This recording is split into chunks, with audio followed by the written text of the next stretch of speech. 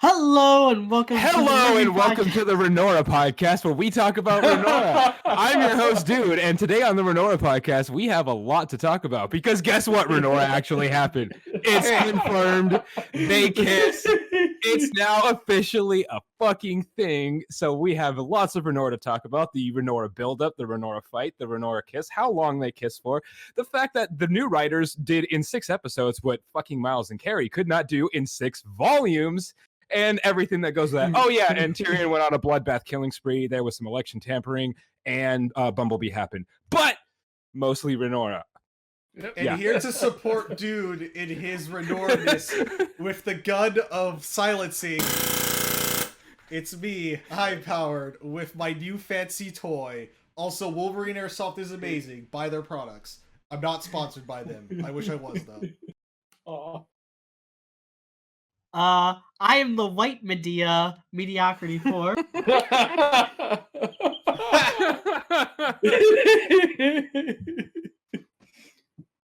I love I go back and forth whether I like my little lamp here. It always makes my face look red on camera, which is weird because it's not even pointing towards me, it's pointing towards the door.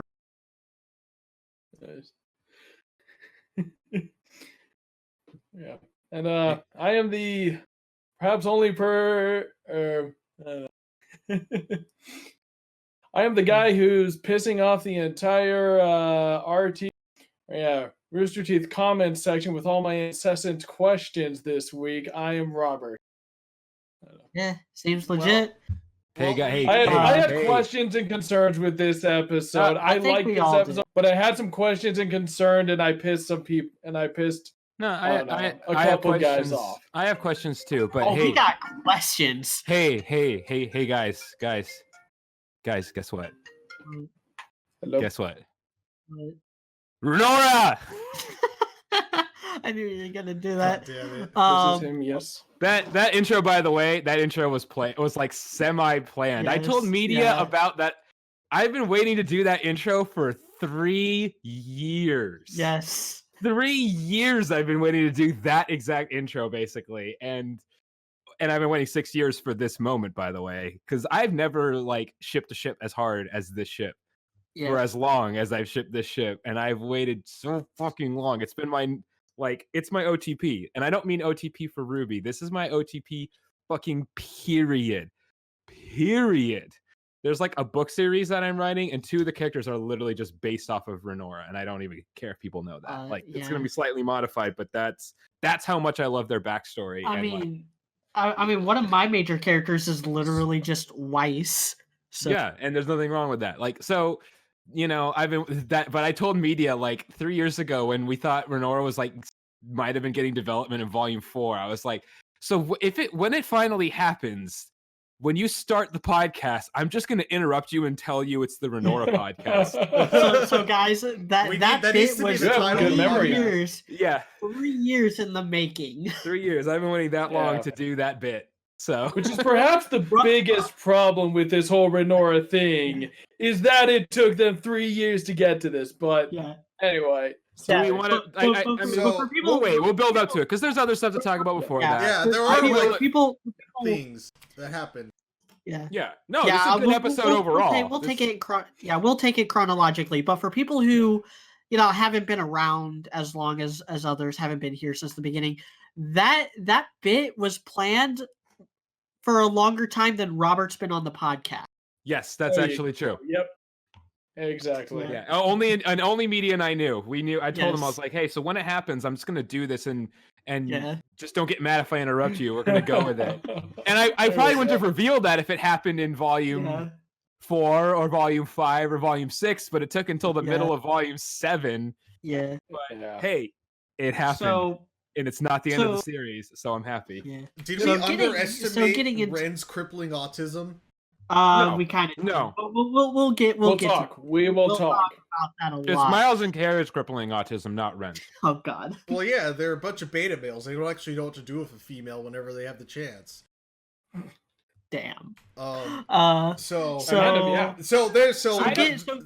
the main things that happen in the story. So they get their time off. Why we start Steve off Oscar- with the yeah. aftermath of the riot that started last Which- episode. I'm not. I'm okay with, but at the same time, I'm a little disappointed that we didn't get to see that after how much buildup it had last episode. The next episode had better not start up with the aftermath of what happened in this, like the aftermath of this grim attack that we're going into with this Yeah. episode. I don't think we have to Like worry that about will be that will be I think- frustrating. No, I don't think so because I think we're gonna actually see the Bumblebee shit.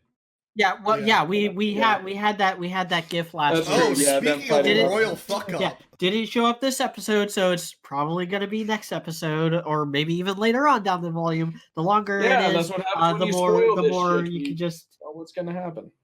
Oh, Yeah. kind of like how But no, kind of like how the Star Wars movie had its entire script leaked. Oh yeah, I heard about that. I have So, not yeah, watched there's it that because too. I don't want to be spoiled on Rise of Skywalker. I think I might have because of a joke, but yeah, I haven't wanna, been. I do want to watch that movie like in Avoid it. theaters, just so that I know everything that happened, so that I can confirm or deny the criticisms that are undoubtedly going to be levied at it. But it's I was thinking more election about how day. Dawn of Justice spoiled Doomsday, but anyway, sorry. Oh well, they did that in the trailers. I know. Uh, That's right. Anyway, But yeah, you got Vogue. There's a bunch of Robin Hill signs actually in there. And yeah. I think SDC signs. Oh yeah, there are SDC signs. Oh, They like that's put the actually Robin kinda Hill cool. posters over the Yeah. SDC side. Yeah, I like that. I'm Yeah. just kind of scrubbing through this episode. Yeah, Yeah. there's these really big Jacques posters, and they all have like the SDC scribbled out and little Robin posters plastered on top of it. We see like the one drunk guy from And- the first episode, and then And we get this line from Robin Hill where she's all like, I don't condone rioting. It's like, bitch, you held up a military like caravan last episode. So I'm Yeah, wondering with but- that one, like, is she talking out of her ass? Is she lying? Or do the writers actually think that holding up a military caravan is a less serious crime than rioting? no, No, they don't, Robert, because Robert, they- this is the most realistic thing in this whole political allegory. See, it's okay when she does it. Hey, But she's not just when the lucky it wasn't citizens the do it. CIA that Yeah, was running but that not- but convoy. not They would have when- just but gunned not him down when and Jacques not asked any does it. questions. No, the most Huh? realistic thing in this political allegory is that I still don't particularly care for either candidate. Yeah. yeah, that's true. I'll drink to that. I will agree with that, Robert. Oh no. I also see it as like realistic in that she's kind of a hypocrite, like a politician. Yeah. Like, Yeah. so what? You know what I mean? Yeah, I'm she assuming wasn't a that's what hypocrite, it I would is. actually It's be just concerned. weird because Yeah, I figured exactly. you'd figured they want us to like Hill, but I don't know. But they keep giving us all these reasons not to. Like, this right here, just completely lying through her teeth and being completely full of crap. But yeah, I don't know. So that's one. That was one thing I wondered about with this. Like, wait, did she forget that she held up a military caravan? Does she not realize how serious it is? Do the writers not realize how serious that is? But No, they do because they talk. I mean, not all the characters actually like her very much. that's Yeah. So true. they know. So they know. That's what I'm saying. Okay, Yeah. so maybe that is what it is. Is just we're supposed to still be wary of her, maybe or something. But anyway, Yeah. So it keeps showing like the drunk guy from episode 1, which I know what they're doing. Obviously, it was Yeah. probably more of an economical decision reusing that character model. Mm. But at the same time, I don't.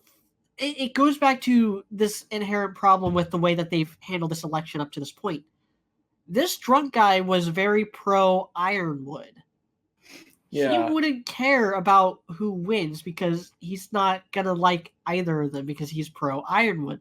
So it doesn't make sense for them to like really linger on this guy in particular and be like, oh, because of the riots I and stuff, think- he changed his mind. Like, we don't know who he was actually intending to vote for. I think what it's supposed to be is that he just doesn't really like care, that he's so worn down and tired of everything that goes on that he just makes these excuses about, oh no, Alice is great, stop complaining and blah blah blah, and he's just like burnt out on all the politics and stuff, which, to be fair, is also like, I don't know, relatable, but maybe that's what they're going for with him. But yeah. Was he the quote? Because that's kind of the implication I got at the very end of this episode when Jacques Cheny won, is he just looks at it, takes that swing, and goes off like, I am so fucking done with this. Yeah. And so then we cut to the team's training in that Atlas training room from the last episode. And Yep. I kind of like this, but at the same time, I can see why this is the scene that no one is even like caring about. Yeah. Because it does. It's got some clever moments, like Weiss using her mini knight. Yeah, I like that. I think it confirms more than it shows anything new. Like, so for instance, Jean's aura, I should say, not necessarily even his semblance, but the idea that aura does regenerate when you get a break, when you have time to like kind of rest up and recover your, take a breather. Because I remember way back in the day, Monty did describe aura as basically shields from Halo. I do remember that. And they've just done a really shit job at portraying it like that. And here we actually see like, okay, yeah, he's blocking the ball. Nora like charges up with her upgraded hammer which I think that was introduced actually in Volume 4. Yeah, that was a Volume 4. That was a Volume 4 upgrade. It has that little bit that zaps her and makes her stronger. I love that. That's such it's subtle, but it's brilliant because like you can use your semblance more practically all the time. So and it's Nora one of those an S or an M is the real question. No, I'm not answering that. So and it's such an innate detail thing where you can even if it doesn't like focus in on the electricity coursing from her hammer into her hand, you can always assume that she's doing it in combat. Yeah, because it's such an innate kind of upgrade, which is the most boring kind of upgrade, but it's also like the best because you don't have to worry about showing it every single time. Extremely. Yeah, and it's perhaps a clever little a security measure to make sure nobody ever steals it. Hey, what's this lever do? Ah! Like in Judge Dredd, whenever the person's hand blows up and they're trying to shoot the smart pistol. And then we have RWBY, and this is something I remember in Volume 4. Yeah, Volume 4. The character short. She like split up into 3 different sections and went around that Beowulf and then popped it in the back of the head like a baller. So apparently RWBY just never pays attention to her semblance, so she doesn't actually know what it does. She just knows the effect. She knows it leaves rose petals, and she knows she goes really, really fast. She just goes purely on instinct, basically. Yeah. Gotta go fast. Which to be fair, is very much a RWBY. I wish they would have done more with that in previous volumes. Like, say, Volume 5. I really love the idea of like the instinctual warrior, the person that just is almost like primal in the way that they fight or the way that they use their powers. And I've seen a lot of examples of people trying to like do something like that and then just botch it. The most prolific example I would think is going back to Star Wars, Rey from particularly Force Awakens, probably either more or less so depending on how you view what I'm talking about in The Last Jedi. But like Rey would have been so much better if she was like just this kind of like if I were to remake The Force Awakens, I would make Rey basically feral. And so you got this same thing kind of going on with RWBY where she, she's not thinking about her actions, she's just doing it, and it's making her really fast, not just in raw speed, but also in reaction time, which goes back to what happened in episode 3 when she got the dust crystal. She saw it falling and then she just blasted towards it and actually outpaced Harriet because she didn't have to think and stuff. She just did it. Also Deku and My Hero Academia as a good example of that being done right. Or Haikyuu, you can watch that. The main character in that kind of has that as well, where he just instinctively goes is like instinctively a very good volleyball player and has but doesn't really have the technique down or the theory down to back it up. He just grugs his way through every match. Kind of, yeah. Like he just knows. Okay, I got to go for the ball whenever I see it. I just gotta, go for it, and ends up pulling off these really impressive moves, these really impressive spikes, and that if he had that when he has a good team and a good teammates to keep up with him, he's pretty much unstoppable. Yeah. And then we cut to Ren. Ren is basically he apparently went to the Piccolo School of Training.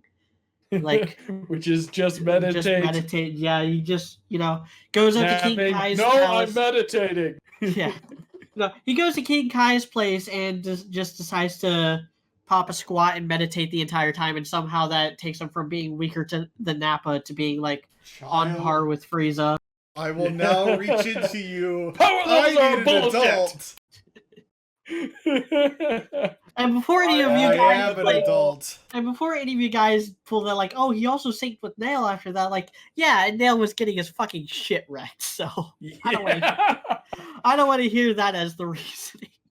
Yeah. Apparently, it increases their power exponentially, rather than just doubling it for some reason. Yeah. But oh god, I would just scrub to this shot of like Yang leaning on Oscar, and Oscar's just like, what? Yang's like Ara. Yeah, but Clover and Ironwood walk in. Robin is ahead 70% to 30%. Yeah, and I guess Ironwood's pretty much just like. Well, no, hold on. I guess the other little thing is like a map of Mantle and Atlas, and like which votes have been counted. That's what I'm gonna guess.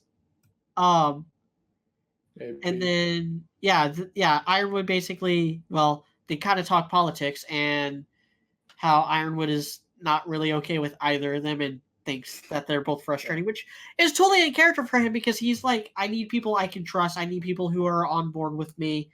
I need people that I can rely on, and this is a lose-lose battle for me. So I'm just like, neither of these people like me all that much. Yeah. And Nora seems to be pretty invested. So I'm guessing this is going to tie into whatever we're going to find out about Nora's backstory, blah, blah, blah. But yeah, she seems to be... if we do. Her backstory on her political views... her backstory on her political views would only go back to when she's already known Ren. So that's not just her backstory. That would be her and Ren's backstory. She was like... That's true. Again, 8 to 11 when she met Ren? Yeah. Yeah. You don't have... No. She don't know Obama. Yeah, so... Is Nora a libertarian? Because that's kind of what that whole town was, just a bunch of angry libertarians. the whole idea of Huntsman is... And we talked about this on a prior podcast. I think it was one of them that Raymond was on, where the idea of superheroes in general is an inherently libertarian construct. It really, I mean, think about the idea of what a superhero is. Just at its core, it is someone with, a particular skill set or ability, who is using that skill set or ability to help people because the system or government isn't able to help them. Just watch The Dark Knight Returns. The entire final conflict between Batman and Superman is essentially Batman saying, you guys want me gone because I can do your job better than you. And I'm tired of your shit. Sorry, I'm good. Yeah, I mean, you could go back further than DC Comics. You could go back to the pulps with like Zorro and the Shadow and the Phantom for like the kind of origins of at least the American superhero.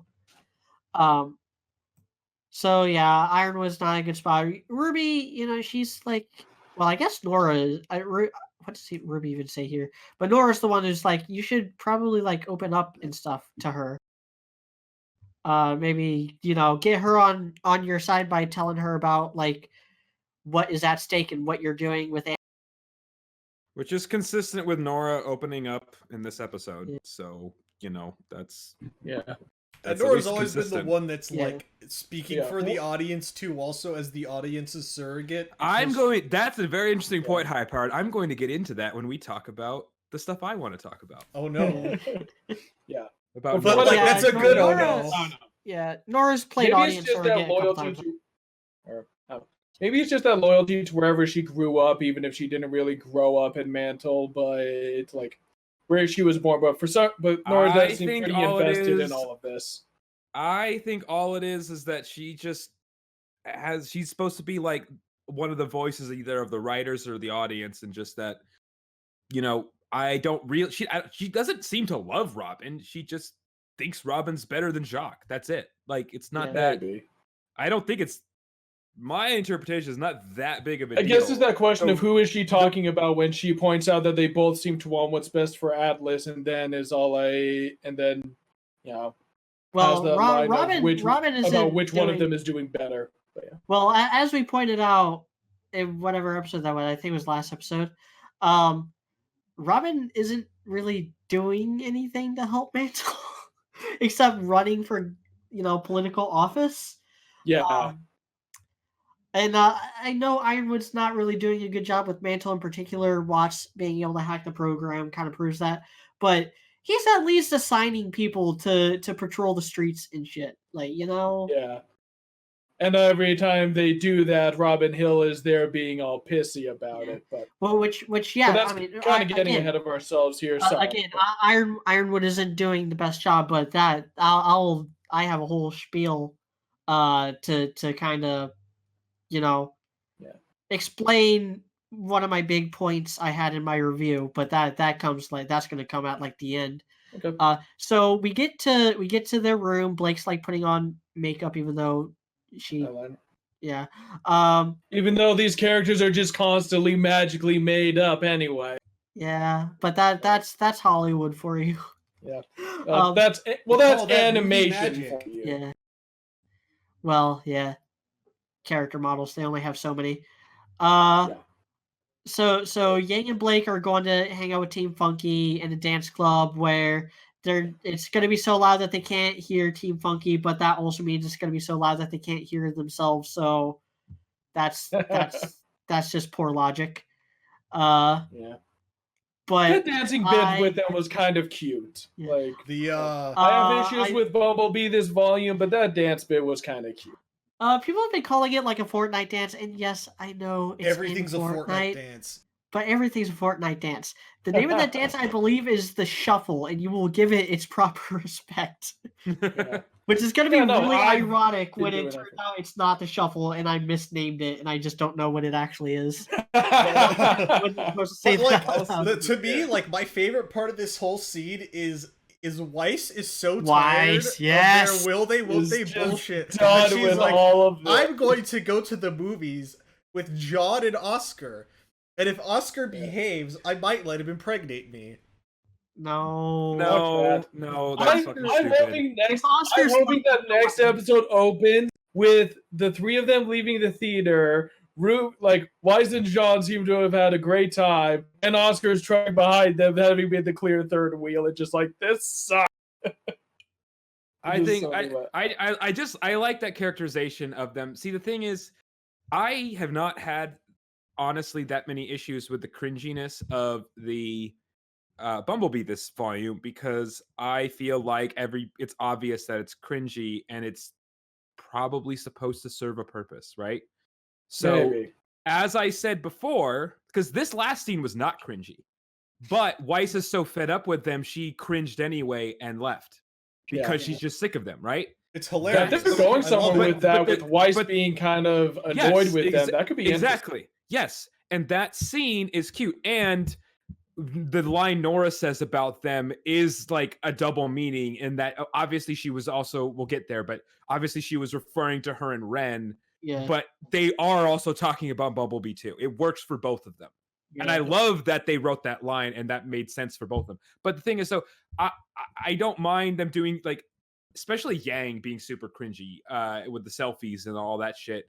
And I don't mind because I think again, the writers know that it's cringy and they know it's kind of annoying, but it's like the same thing where they had Hopefully. Nora do that line of hey Ren, I love what you did with your hair, and he ignores her and then she gets all grumpy.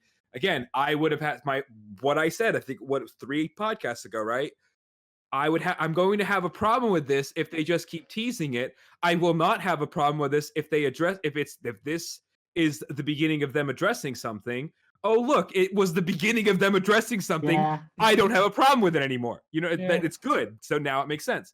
And we'll get into the whole thing of having to have a problem. Dude And I, we both have some scripted out tangents to go on about. Yeah. But my point is with the Bumblebee is like, at least this actual scene itself was cute. It was funny making fun of Team Funky and addressing that at least they're there. And I like the whole Weiss thing. And I like that the thing to me that addresses Bumblebee the most in this episode is Weiss and Nora. Those are the things that address Bumblebee the most, not even this little dance scene. That's what is important, and I think I'll tie that in when I talk about because they Renora, can smell the scissoring in the room. Yeah, no, basically yes, that's the thing. So they are addressing it. I don't mind the cringiness if it means we're going to get something besides just teasing. Yeah, personally. I guess they're gonna throw some fucking pasta in that goddamn pot of boiling water, because that's what it's looking like right now. Yeah.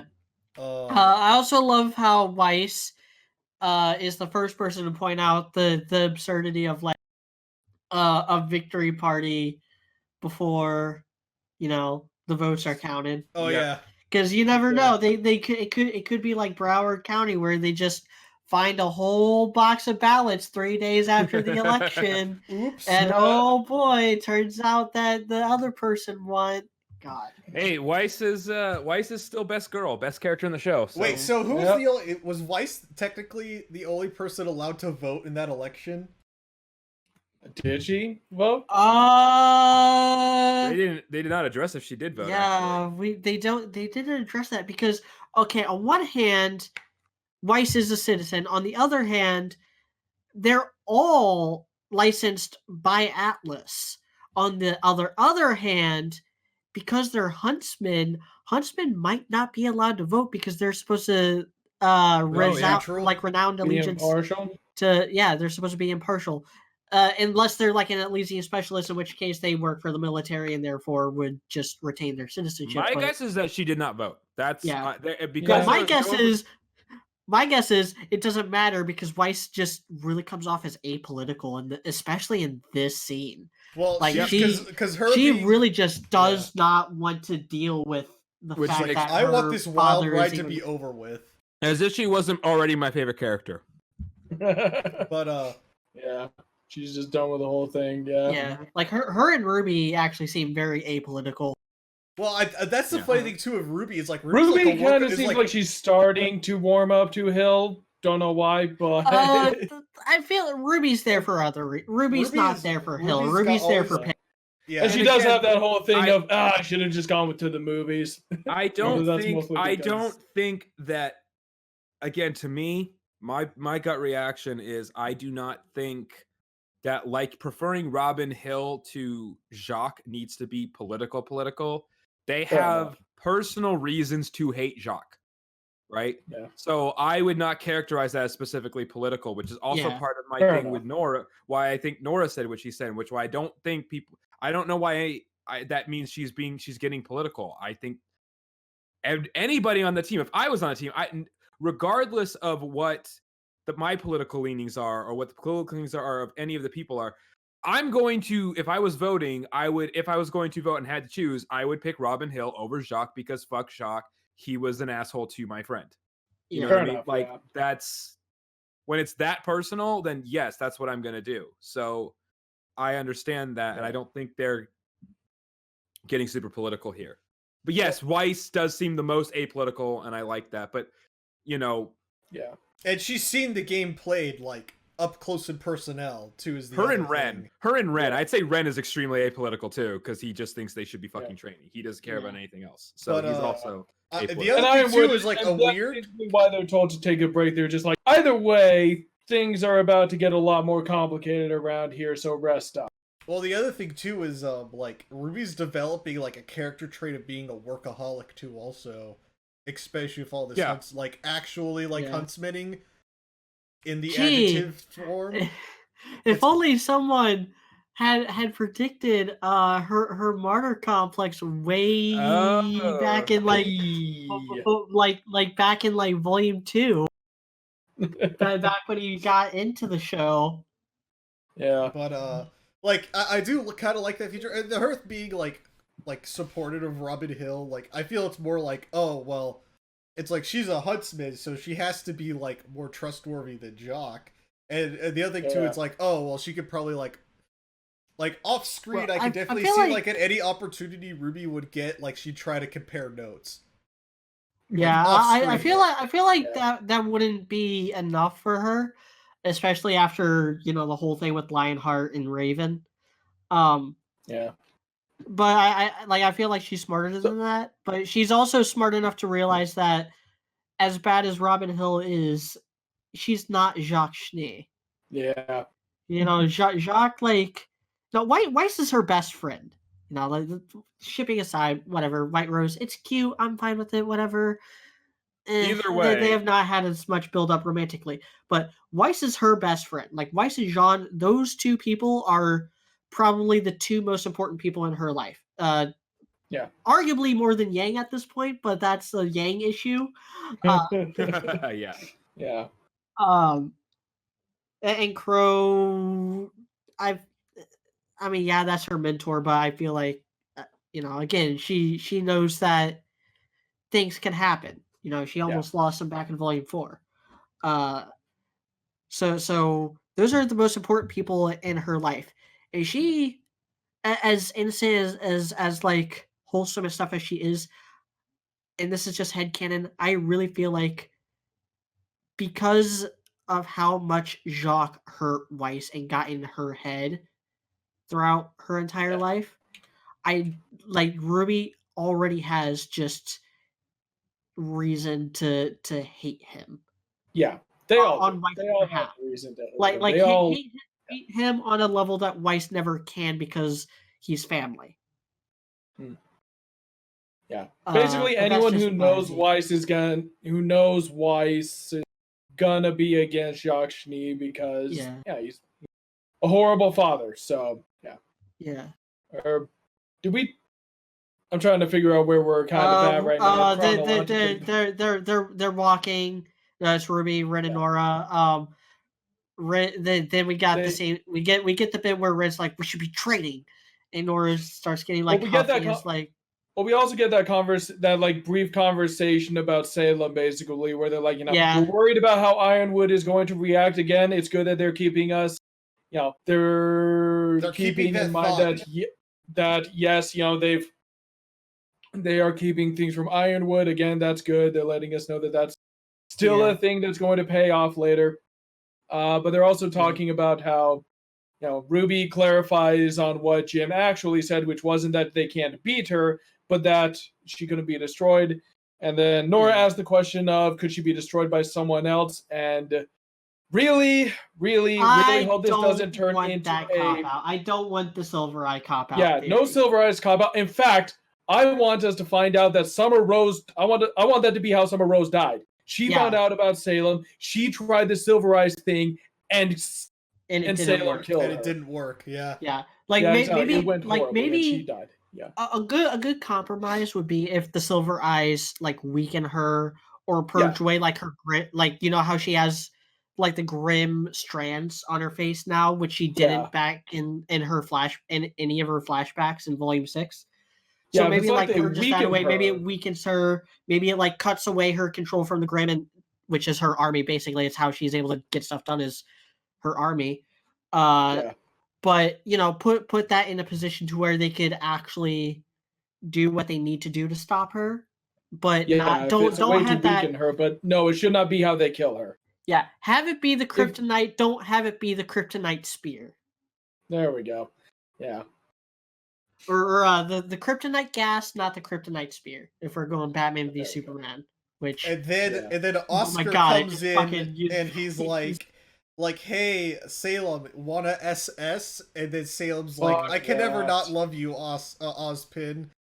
And that's how Ew. that story goes. I mean, when you reach a certain age, you just stop caring. Fuck off. And then, I mean, that's what we're talking about, right? So we get the rally. God, Ozpin what- takes over. It's Yeah. like, don't worry, I'll wipe your mind of this bit. Yeah, they have like drones with kick me signs on them, real mature. Ooh, clever. This is when I mean, that is not. I think that's I only funny still because like it, of though, the first because it's episode when realistic. Yang It's dumb, kicked it. but I like it. It's dumb, and that's what people would do. Yeah. Yeah. You know. It's only funny because of the first episode when Yang kicked one, but yeah. This is where I started noticing once again this volume's just fascination with the comedic cartoon sound effects. And this time they were kind of out of place because there's a really serious moment regarding Ren and Nora. They start talking about Mario and Ruby just they start talking. Yeah, that has the fucking kazoo whistle thing. The Yeah. Let's not get too into the Ruby's Renora just stuff. I'm gonna Yeah. once we get on Renora, we're just gonna talk about Renora for like a long fucking time. Yeah. So yeah. let's. I But don't basically, wanna... Ruby's like, I do not want to be in the middle of this. It just goes to Penny like, and even Penny is, I don't know. Yeah, Penny starts is getting able confused to and it's realize like, they're not talking about Yang and Blake. yeah, like who are they talking about? And Ruby's just like, Don't leave I don't me even with these know. two. Oh yeah, I don't leave even me care. in the middle of this awkwardness. Come with, let me I'm come too with young you to for talk this. to Marrow. But the long and short of it is that like Ren's like, oh yeah, they might feel that way, but maybe one of them just isn't ready for that or is scared. Yeah, But yeah, we'll address that in full we'll here. talk in a about couple- that in a minute. Yeah. So they go backstage. We get Marrow. Once again, Marrow's like, why with the kids? And then we have Goat GF lady. May Marigold. May Marigold. Apparently, is- Henry Marigold has a sister for some reason. Although I have also seen people claim that it is just Henry and he's trans, but that's so dumb. No, Like I like the Well, idea. they're all gender- I like they're all the gender- that would have man. been a very quick transition and also height transition. I'm pretty sure. Hey man, you Oh, just yeah, gotta break those bones, man, and just stretch them out. Wait, is this the sheep lady? no. No, May is the girl with the blue eyes or with the blue Ah. hair and the Blue yellow hair. eyes that Yeah. gets all up in Marrow's face Oh, yeah, take yeah, it okay, back. Hold yeah. on. in Marrow's You business. gotta And I they're fact just think- check I like, think- yourself now, live just- on the podcast, fact checking. yeah. Okay, yeah, I think Henry does have the same eye color. But yeah, for those of you who don't remember, Henry Marigold was the guy in Volume 4 that hit on Weiss during the party. And made an ass of himself, Yeah. and Weiss Oh wait, told him he's to back beat in him the because he series had no now? idea what he was actually there for. Which, good for him. So I like the idea that this like snooty rich kid Has a has a rebellious sister sister. who is just like super political activist. I bet she's Uh, a blast at Thanksgiving dinner. Oh yeah, yeah. I know, right? It's got me thinking about Knives Out. For those of you who haven't seen that, it's pretty good. But yeah, she's one of those really pretentious rich people who thinks that. Well, probably. I don't know. Maybe she's cut herself off from her rich family. Maybe her family isn't actually all that rich, but yeah. Yeah, so so- Marrow and Penny are there on security detail assigned by there's probably 2 other Aesop's members that are at Jacques. Maybe Winter's at Jacques. Like it's Winter Ugh. and I don't know, Elm. Clover. Hell, who knows? Yeah. No, I think Clover's staying with Ironwood. So the Happy Huntresses, which God, I hate that name. Don't like Marrow and Penny being around. but they are, and Yeah. Just gonna have to deal Robin with it. is okay with that. And I gotta address this as well. It didn't really dawn on me last episode, but in the time in between, it kind of did. Um, Christina V is a terrible voice actress. Which one's Christina V again? I only Robin. know. Oh, Yeah, she voices Robin Hill. The only other thing I know her from is Konosuba. She voices Darkness, which and I do also. So again, this is something else. I don't know. Like the So only have the this only line from performance. Robin. Or go ahead. Because I'm gonna explain that. I'm not gonna just say, "Oh, she sucks," and then be done with it. No, I'm gonna actually explain. So Okay. I looked up Christina V's like filmography, and the only things I've seen her in were Konosuba, where she plays Darkness and doesn't do a terribly good job, and Mio from K-On, where she's very kind of like flat and monotone. But here, all of her bad qualities are heightened, I think, by the cheapness. She sounds like she's phoning in her lines, which she probably is. It was a lot worse in the last episode where it felt like she wasn't even in the same room as the character she was supposedly speaking to.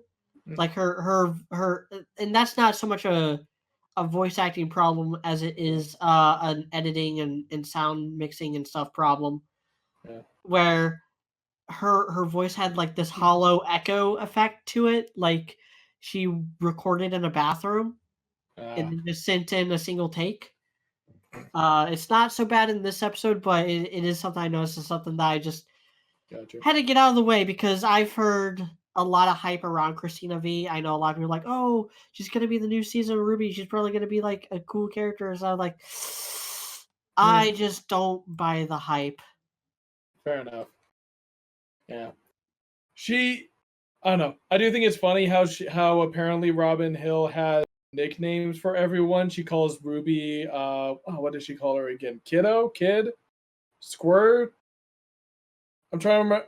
I don't know, but it's like she has a nickname for Ruby and she has a nickname for Yeah. Marrow. She calls him Wags, Yeah. which I think is kind of funny. But also, so she has this. I don't know. And this is something that got someone in the. I don't know.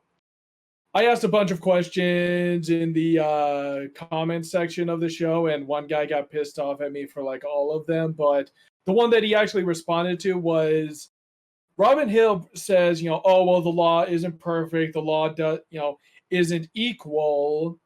And so my question for that was like, okay, but like, can we get an example of how these laws are unequal? Like, do we get are you going to name a law that I'm willing to buy that. Okay, yeah, there's racism and there's classism in Mantle. The question is like, how does the law do that? Also, she just do that? And and honestly, I think the answer is just I don't know.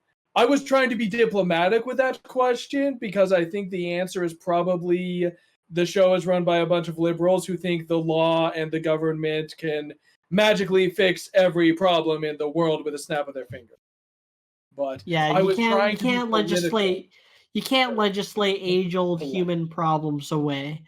Yeah, but I'm an independent. but My thing, as an independent, I always wonder why hardcore conservatives are okay with government, with large corporations basically running the country. And then I also wonder why hardcore liberals are wondering why they hate large corporations, and then they think we should have a giant super corporation called the government have even more control. Yeah, exactly. It's like that meme image of the snake being stepped on by the libertarianism. And Libertarianism. but at least it's not the government. But so apparently, like Robin Hill, I don't know. Robin Hill and probably the writers think the law and the government can fix everything. And by the way, to clarify real quick, libertarian of like freedom, not libertarian of pro corporation. I'm not that. I don't like that kind of. So like in defense of Robin, so as stated before, they're both running to do the same thing. They want to end the embargo, which I guess that one vote on that council will end said embargo. They both want the same thing. But how does that promote inequality? Well, it does. Hey, we could handle inequality once everyone has a job and has food in their bellies. Like, we got to take these things one step at a time. Pretty sure at that point inequality is. Anyway, Exactly. That's what I was getting at. It's easier to fight those battles when everyone has a job and is working and happy. So this is what bugs me about Robin. And that bugs me about a lot of the more left-leaning politics. She's saying all of this to a faunus, and to someone who she knows is a faunus who is more well aware and more qualified. She's basically being offended on his behalf, which is very rich considering she only has one other faunus in that entire rally. We'll talk about that later. No, she has two there. She has two faunuses in the rally. I was thinking She wishes she only had one faunus at the rally. I was gonna say, are you talking about Tyrion? Because there's only at the rally. Yeah, there's only three. There's only three faunus in that entire crowd. And they do kind of address that. Like Mero does basically say, "Yeah, I know," it's like, "Yeah, I know," and you see his tail like decides to wag at that exact moment to like remind us, "Oh yeah, he's a faunus." I go back and forth on whether I like Mero, and it's the opposite back and forth I have with a lot of RWBY characters. Every time he opens his mouth, I like him. Every time he's not talking and is just doing like a background visual gag, I hate him. It's the exact opposite of a Weiss or a Cinder. I think the dialogue more than makes up for it. I like him, and I think we're definitely supposed to like him because I think Deathfly. Honestly, with him, I said that. I think I said that last podcast. If there is a traitor among the Aesops, it's probably not him. No, exactly. There's a reason we keep getting a lot of him. There's a reason they're probably going to be the one that dies. That's why I think he's probably going to be the one. I mean, I don't care either way because I don't care about him that much yet, but I do like him. Oh no, I had a terrible thought. He gets killed by like Old Yeller. Oh no. That'd be the worst. So wait, who puts him down in that version? Is it Ironwood or what? Oh god, maybe that's what the opening with the bullet in the opening. And then Ironwood looks all No, sad. mommy, he's my dog. He just put down old Black Yeller. Oh no. Anyway. But yeah, so Robin Hill comes across as kind of a hypocrite with that one. Which I kind of like that. I like that. And then Penny has to go back to work, and RWBY goes back to Renora, and things have escalated. Yeah. Also, we get a little speech from. Well, we also get a little speech from. No, that's not until that's the next thing after. Okay. Yeah. Or no, that's going on. She's still just like, oh, I should have gone to the movies. That's going on at the same time. Like Fiona's whole speech is going on. That bit where she cheered up, I was like, okay, AOC. Yeah. Like that was. No. I don't know. I know that's probably not what they were going for, but that's what it made me think of. Like just disingenuous emotion. It didn't make me think of AOC. It made me think of like. But it's not AOC because it was actually meant to be genuine, I guess. No. It reminds me of watching the 2016 election coverage. Every time it would cut to the DNC campaign, all the DNC rallies, and the I'm talking about like the actual election night. Both candidates had their whole big party where they'd watch the election results live, and then when the winners declared, the other one would like go and address the people, and the whole sorry to keep you waiting, busy night, that whole spiel. But it reminded me of like the whole, it's her turn, it's her time, this is her moment. Anyway, I'm sure, but I'm assuming those tears weren't meant to be disingenuous, so it's already a bad. So the allegory is already broken. Yeah. But Robin has a very short speech. Public speaking apparently not her strong suit either. Go back to like Ironwood. Maybe her and Ironwood can bond over the fact that they're both terrible public speakers. Yeah. I was And gonna say then- I would convert with his twin-linked hydraulic piston cock. And then, should we just go ahead and get into Renora because that's what happens next? Ren and Nora kiss. Stop talking. No, Screw we talking. got- Let's do this. Yeah, we got. I'm I'm just gonna hand it over to dude at this No, point. I know that you have something. You have a bit of a rant to go on too, media, right? So I actually want to let you go first, so I can walk all over everybody in good conscience. So I'll listen to you guys and then I'll give my I opinion. I love this, and as I pointed out in my, the main issue comes from time. Like I don't. So you give your thoughts on that, please, and then let me run over all of this. Okay? Yeah, 'Cause I yeah. know that was your rant, right? And I have a rant on that too, Yeah. but I want to hear your thoughts first. Yeah. on So that. let me pull up what I wrote. So, I take issue with how long they waited to address this, considering, they set it up so perfectly at the end of Volume 4, and then didn't do anything with it in Volume 5, and then just had that one line as a bone at the end of Volume 6. The whole like, get away from my man. And then, nothing. And then in episode 3, like, oh, apparently now Ren has, commitment issues. And I know that probably spawned from learning the truth, which happened towards the end of Volume 6, but that still leaves basically an entire volume with Volume 5. Again, this is a Volume 5 problem. God fucking damn it.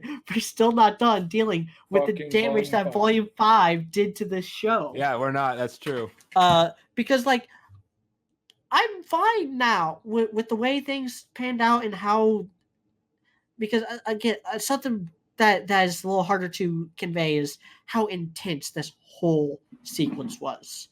Between like the tension between Ren and Nora, the tension building with RWBY, the stuff with knowing that things are going to go wrong, knowing that Watts is going to hack something, seeing the numbers get closer and closer, and then it goes from like Robin has 70% to Robin has 60% to 55% to 54, 53, 52, 53, 54, 52, 53, 54, 52, like back and forth. Just it kept me on the edge of my seat.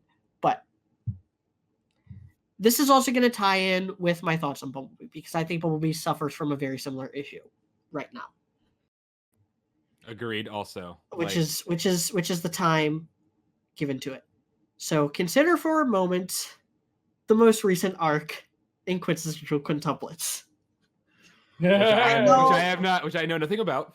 I know it's not a fair comparison because it's different genres. RWBY has action and a bunch of other stuff to fall back on when the romance and stuff is lacking.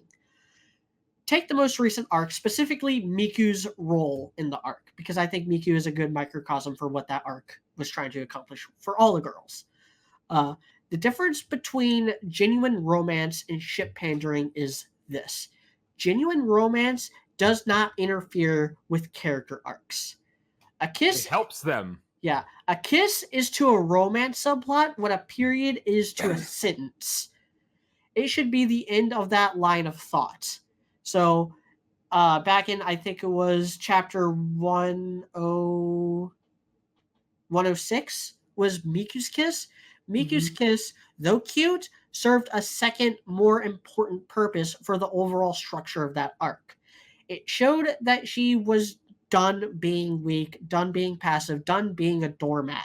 And from here on, she's going to be someone dependable and strong. Win or lose, she's going to be someone who is there for Futuro and her sisters and her entire class and comfort them when they're heartbroken with rejection.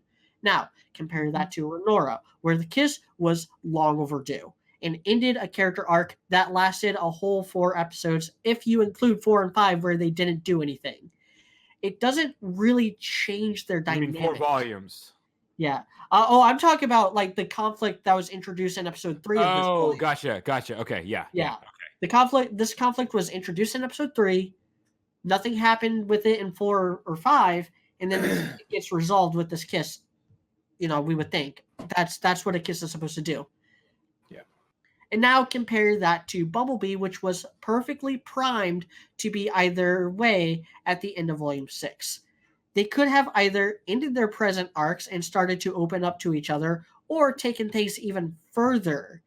But so far, they haven't had any actual moments together. They haven't talked to each other one on one. They haven't addressed their feelings. Yang hasn't addressed her abandonment issues and trauma, and Blake hasn't addressed her cowardice or how she hurt everyone. And that's another thing that pisses me off. It still feels like RW plus BY rather than RWBY. And going back to quintessential quintuplets with Miku, like, yeah, her relationship and stuff with Futaro is really cute, but that never interfered with her relationship with the other girls, particularly Nino in this most recent Well, arc. it almost did with her and Ichika, but No, that was all part of, particularly Ichika's arc, but that was also important in Miku's arc. Yeah. But in this most recent arc, it really builds up this idea that Miku is ready for the possibility that Futaro is going to reject her and pick someone else. And she is ready to be there if that person isn't Nino either, which is exactly what happens. Like, as soon as they hear word of who Futaro picked, first thing Miku does is go to Nino and make sure she's all right. There's nothing on that level in RWBY. yeah. Is that by the way, does that no, it's not an anime, it's Manga. does that manga have a set end date? Like, does it have a set yes, like, time? this volume, I think they have like 8 chapters left. Oh, so that's over in 8 chapters. Yeah. Okay. Yeah. So Yep. all right, that's good. Okay. So is it my turn now to talk about Renora? Yes. I have Yes, some it Renora is. things to talk about. Okay. Yes, it So is. first thing I want to address, because you mentioned this like whole question about some people are annoyed about the fact that Ren and Nora had to have a conflict for this to happen, right? So I was confused by that in the first place, because if you listen to the podcast, or you guys have talked to me, obviously, every single time I've talked about how Renora has to resolve, they have to have a conflict. I figured, because they have to address the fact that Ren has not committed yet, right? And it's very obvious that Nora's into him, and it's very obvious that he knows that, right? It should be obvious. He should be aware that she is in love with him, and they need to address that. And obviously there's some sort of conflict between them that has to happen. So I don't have a problem with there being a conflict. Yeah, I understand. they need an extra, since they didn't do anything in volume 5 or Yes. most of volume 6, they had to have They needed a speed something bump. else come up. Yes. They needed the exact opposite of speed bump. They needed a speed boost. They needed something to push them a little further, because nothing else in the plot was, because they had stagnated. Yeah, there's a reason I made a joke about the new writers accomplishing in 6 episodes what Miles and Carey could not do in 6 volumes. Because the thing is, the fact that they left... Kuroyuri is still my all-time favorite RWBY episode, and it's still, like, if on a more objective level, it's easily top 3. It's really fucking good. It's one of the best episodes of the show, if not the best. Definitely top 3, though, right? Yes. And they did a lot of great stuff for Renora at the end of Volume 4, and it was amazing. The thing is, if they didn't...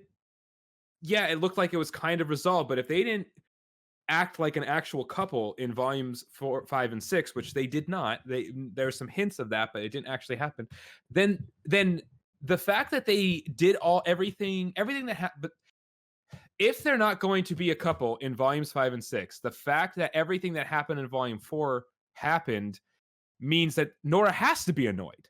Of course Nora's annoyed, because she probably thinks, especially after all of that, after she literally saved his life and opened up to him and was crying, he actually held her hand, blah, blah, blah. She should expect, okay, we're going to get it on. We're going to kiss. We're going to start making babies and shit, right? Like, she thinks she's finally going to get what she wanted, right? That's what everybody expected, not just her. So it's fair for her to be upset at this point, right? And this is where I bring back that whole thing about her being the audience again.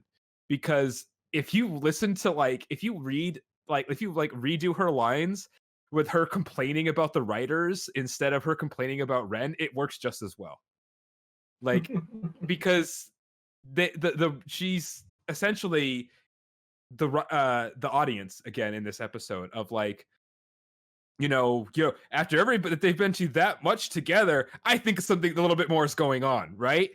Yeah. You know what I mean? Like, that's what the audience has been saying, right? And I think, honestly, genuinely, I think the new writers, at least one of them, was like, they might not tell Miles and Carrie this, because Miles and Carrie probably still technically their bosses in a way, but they're like, yeah, these fucking idiots, we're gonna do what they let 2 volumes go by without fucking resolving this. They should have kissed a while ago.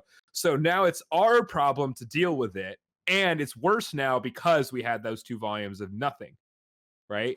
So we got to deal with it now. So we are going to make fun of them a little bit. I think part of this is making fun of them a little bit, but it's also addressing that, yeah, of course Nora's upset because she expected her kiss a year ago, like in their timeline, probably Pretty much, yeah. pretty much a fucking year ago. Okay, that's a long fucking time, so of course she's mad. So I have no problem at all with that, with their having to have a conflict for this, because honestly, if they just like kissed randomly and we didn't get any, like, that'd be bad writing, honestly, and I'd be confused.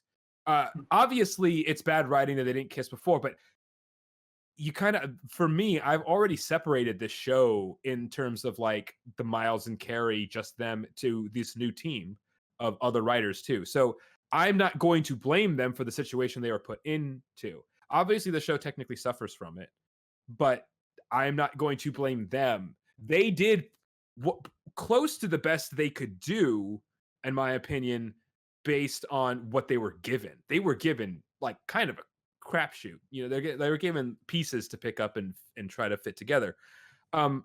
So the downside for me, like the questions, obviously there are still questions there. I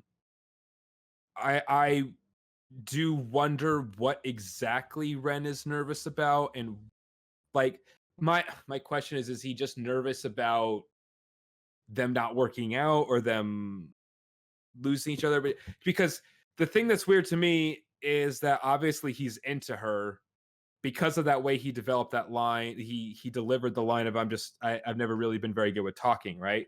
That's, to me, that was a very like, he's nervous and kind of sad, but he's not like upset at her in that line, right? He's not rejecting her with that line. And obviously he kisses her back. Like, that's one of the most important parts about this scene, is that they show it long enough to show that he actually like embraces her and kisses her too. Like, he's There's surprised. probably some tongue.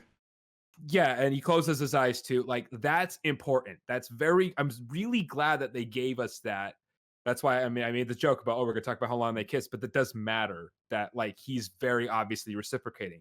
That's great. If it wasn't for that, this shit ain't confirmed. But he kissed her back, this shit's confirmed. However, it's confirmed for now with an asterisk, because the issue I have, that's not an issue.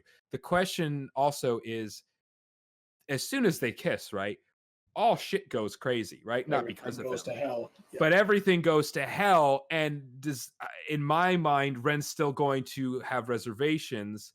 So the writers need to do one of two things. They need to either have more of a conversation about what he's nervous about and what their relationship is, or he is just resolved now and they just act like a fucking couple now. You know what I would love? You know what I mean, though? Thought of it, yeah. Oh no, I feel you. You know what I would love? You know what I would love? If RWBY instigates that. Yeah. You know, like during all this, RWBY takes Ren aside, is like, look, your head's in the game, but what happened with Nora? Because she's kind of throwing a fit, and she completely misses it. And RWBY ends up like kind of doing to Ren what she did to Jean back in Volume 1. Now giving him, telling him what he needs to hear in order to do the thing that he needs to do. Yeah, because my thing is, like, I knew there was going to be an argument between them that will end up in the kiss. Like I knew that. That's the only way it would have worked at this point, right? Because they have to address Ren's nervousness and that they're not exactly in the same place. And I also have called for a while, I feel like the way it's going to happen, because this is not completely tied up. right? Partly because it took so long. This is not quite a period yet. It's confirmed. It's the ship is canon. The SS together has set sail, right? But they need to do more. I'm expecting them to, because they're doing more than just teasing Bumblebee. They're setting up for something to happen with them. Okay, Weiss showed that. Nora talking the way Nora said, like, two people that have been through that much together. I think there's something more going on, right? They are also talking about Bumblebee with that line. So Bumblebee is primed for something similar. They're going to address it too. The writers, this is a good episode, and this happening makes me continuously trust them more. Yeah. So and that statement, I'll pick up on that statement once you get done. Yeah, they need to, but I think they need to talk about them and where each of them are at. And the way I always called it was Ren would talk to somebody else and somebody would have to kick his ass into shape. That's the way I've thought about it since Volume 4. He's going to talk to somebody else and somebody else will kick his ass. I originally thought it was going to be Jean, but based on now, I think it would be RWBY. What else is there to talk Either about? or. Again, I know some people have some people don't like Sam Ireland's voice acting. I thought her delivery on some of these lines was fucking amazing and completely made the scene. Like, holy Sam shit. Ireland, despite playing an inherently comedic character, Sam Ireland is a lot better at doing the serious lines than she is at doing the comedic lines. The comedic lines is when she starts like breaking glass and shit with like, they're birds. Yeah, she hams it up a little too. I don't mind that much because that's what I really don't mind it. But God, her like subtle deliveries are incredible. This scene, like the Kurayuri scene, right, where she's crying and talking to him, like the way she delivers those lines, like it breaks your heart. And she's it's the good same thing here. She's good at making her voice crack. Yes, yeah. The way when she says like Ren, what's going on? Why won't you talk to me? Like the way she says like, why won't you? Like her voice trembles when she says me. And it's fucking beautiful. Like it's so believable and natural, and it's heartbreaking. And the way she says, then screw talking, it's so desperate. Like you can feel the desperation in her voice. And again, I think she has a little bit of a voice. It breaks again. And it's so realistic, but without being awkward or forced. Again, like, and it makes, like, when I watched that, when I heard her say that, there's like that split second of, holy shit, she's gonna kiss him, but he might not kiss her back. And it gives you that feeling for that split second. Like she is like, and that's why I love that moment of like, they're having their argument. She's upset, but she's upset because she's sad and she's hurt, not because she's actually angry. And she's like, okay, well then fuck it. I'm going to take my chance. And oh my God, I'm gonna die if this doesn't work. Right. Yeah. You know, and Sam Ireland delivers all that emotion of they've known each other for what, roughly 10 years. She's been in love with him for at least 5 or probably at this point, right? This is like the biggest moment of her life pretty much at this point, right? And you can feel it from Sam Ireland's voice act. And I love that. It makes it so much better. I think I've rewatched the scene like 15 times at least. But not even really for the kiss. It's for the voice delivery of like how the same thing I did with Kurayuri. Like it's a lot of it's just for that voice delivery, and like she really adds so much. Like she adds a lot to the character and like why I love them as a couple so much, right? So yeah, that's really mostly what I have. It's probably not as much as I. Yeah. If people, maybe I'll bounce off anything anybody else has to say. I mean, So there's more questions, but there's still stuff. Yeah, they need to talk again. The big thing is, I love it. I think it was done really well for what the shit they were handed. And I think it needed some conflict. You had to have it at this point. Yeah. And I love the way it's delivered. I love that they show that he reciprocates, that he kisses her too. They're hugging when the lights go off, all that shit. You know, like there's that, but it's not fully resolved, and they need to. It needs to be set in stone. Yeah, they need to be a couple now, and they need to act like it, but they need to. I mean, I really hope they don't do any of that bullshit where they like break them up and like be angry and like do all that dumb shit. I don't expect that. I really don't. I think again, everything's shown so far, these writers are smart enough to not do that type of shit. Babies soon, because in this universe, that's what fucking happens. And again, I think it actually would be a good plot point. Just saying. It'd also be a great way to slightly write them out of the show and have just Team RWBY kind of be the ending thing, which I'm actually kind of in favor of. But they need to talk about like how Ren feels and all that. I don't care about Nora's backstory because honestly, my headcanon is that she was so traumatized by whatever happened to her before she met Ren, she basically doesn't remember it. I think that's a headcanon, not a crack theory. Because that would make sense. I think that's not, and it doesn't matter either way. The whole point is we didn't get Ren's backstory really before he met Nora. We got Ren's backstory basically the first time he saw Nora and when he met Nora. That we're not getting anything from them really before they knew each other. We're getting them. It was just established that he had something before her and that she did not have anything before. That's all we need to know.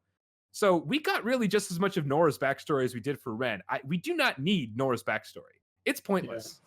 This is what matters. For both of them, what matters is each other and their relationship with each other at this point, okay? So, but they need to talk about it. We got to have some sort of clarification, and they need to act like a fucking couple now. Obviously, Ren's still going to be more of the stoic one, but we need coupley shit, and we need a baby before the series is over, the end. Yeah. Okay, so here's... go ahead. Okay. Let's let High Power talk because Media, you got to talk. Me and High Power got some stuff to say too. Not quite as long. I personally thought that the scene was good.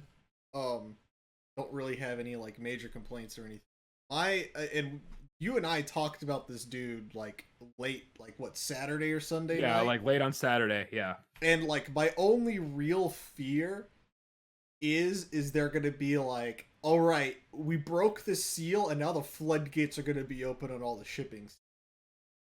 Like, I'm kind of worried that they're just going to go crazy with it now, since they've kind of like they've crossed that line in the sand, which they well, I don't even want to say they crossed, they flirted with it. Like, it's not like as you said, and I agree with it, it's not 100% set in stone.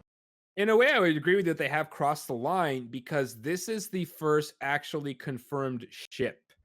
I still argue that that like besides, because this is the first where one of them doesn't die immediately. Yes, after. This is the first time that with two of the main characters, we have a reciprocated romantic relationship that is going to be an actual relationship at this point, right? I still do not know. I never will accept, unless somebody has a very convincing argument, that Arcos was actually mutually confirmed with their kiss. Yeah. It was not the same type of kiss we got here, where Ren actually like embraces her back and like goes into it, right? It's not the same thing. Jean kind of went for Pyrrha's back, but it was the kiss that happened between the two is the equivalency of like in those shitty romance movies where it's like the maid girl is like steals the kiss from the prince and then runs away, because that's essentially what happened in that kiss. Yeah, and so this is a different situation. This is the first time in the show. It's halfway through volume 7, by the way.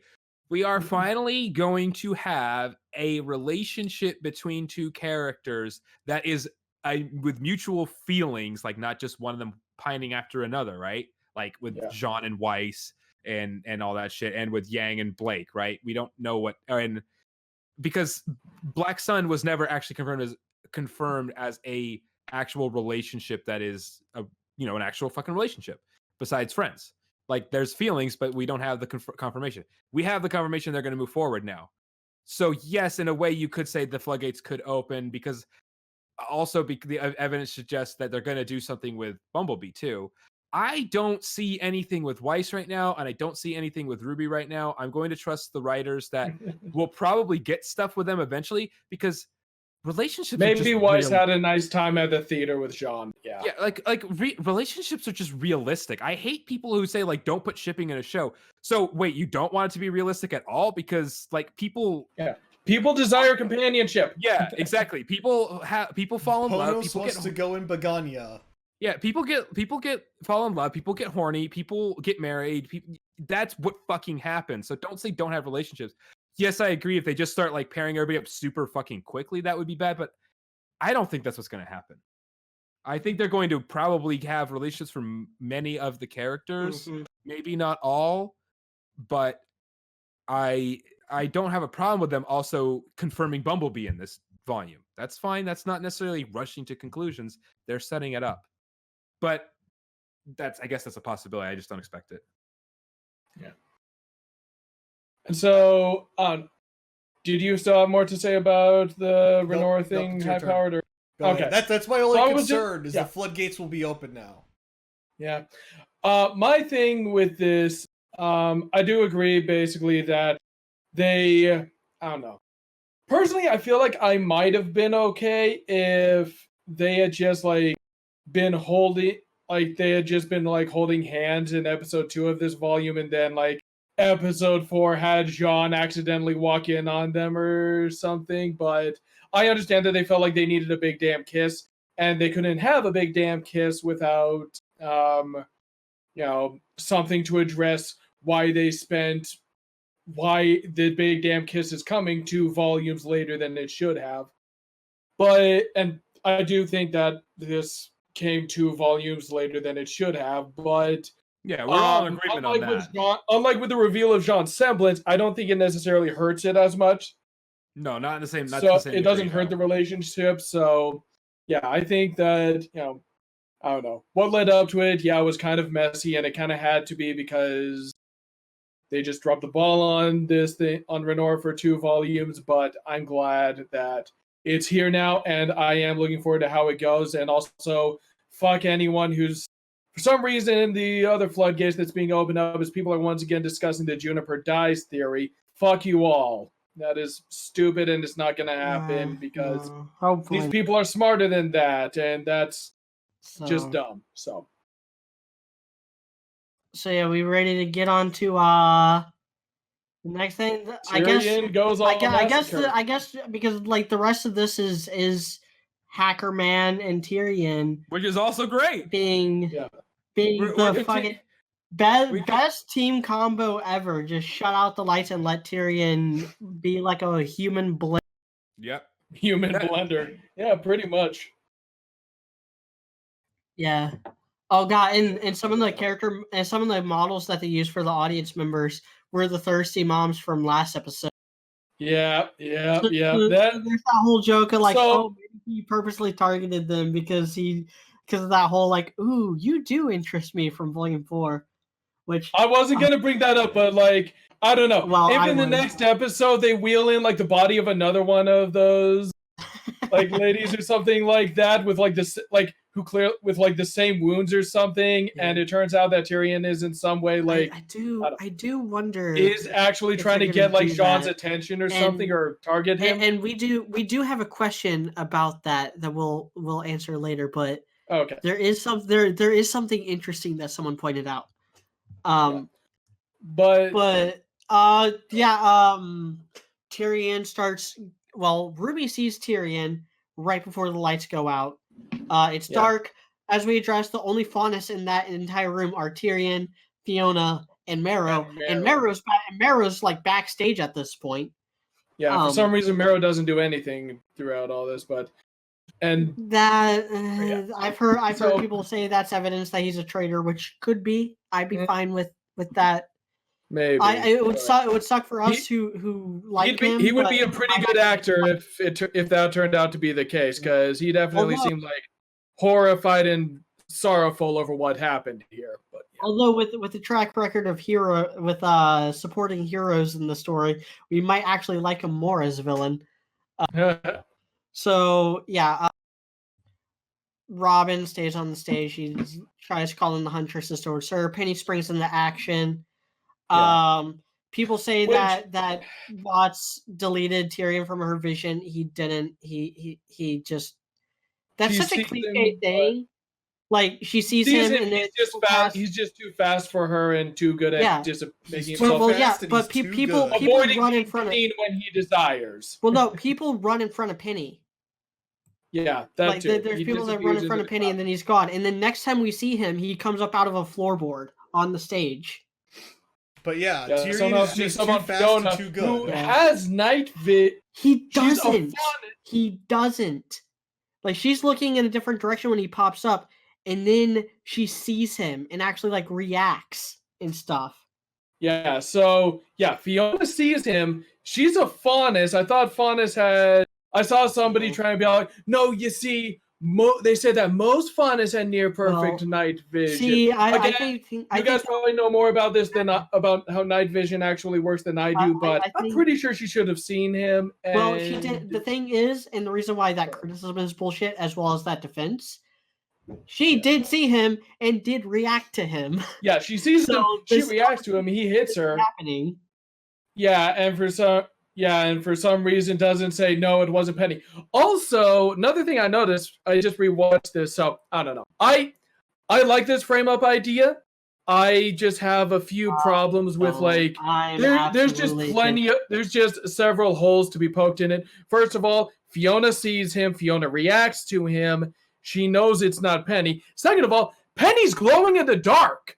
So she was over. So while Fiona is being attacked, Penny is over there glowing. Her sword's floating around, I don't think she's off the glowing. stage. Well, you see, I don't know. Maybe that's just how. Maybe it's audience visuals is different from what Robin Hill is seeing. Maybe I mean, like her eyes in particular is just night vision goggles. But night also her goggles are actually invisible to the. But also her swords are glowing green. We see her swords going around glowing green. Robin doesn't see that. That was more for just the audience. I think that might actually hurt her case because she's kind of like twirling her swords around.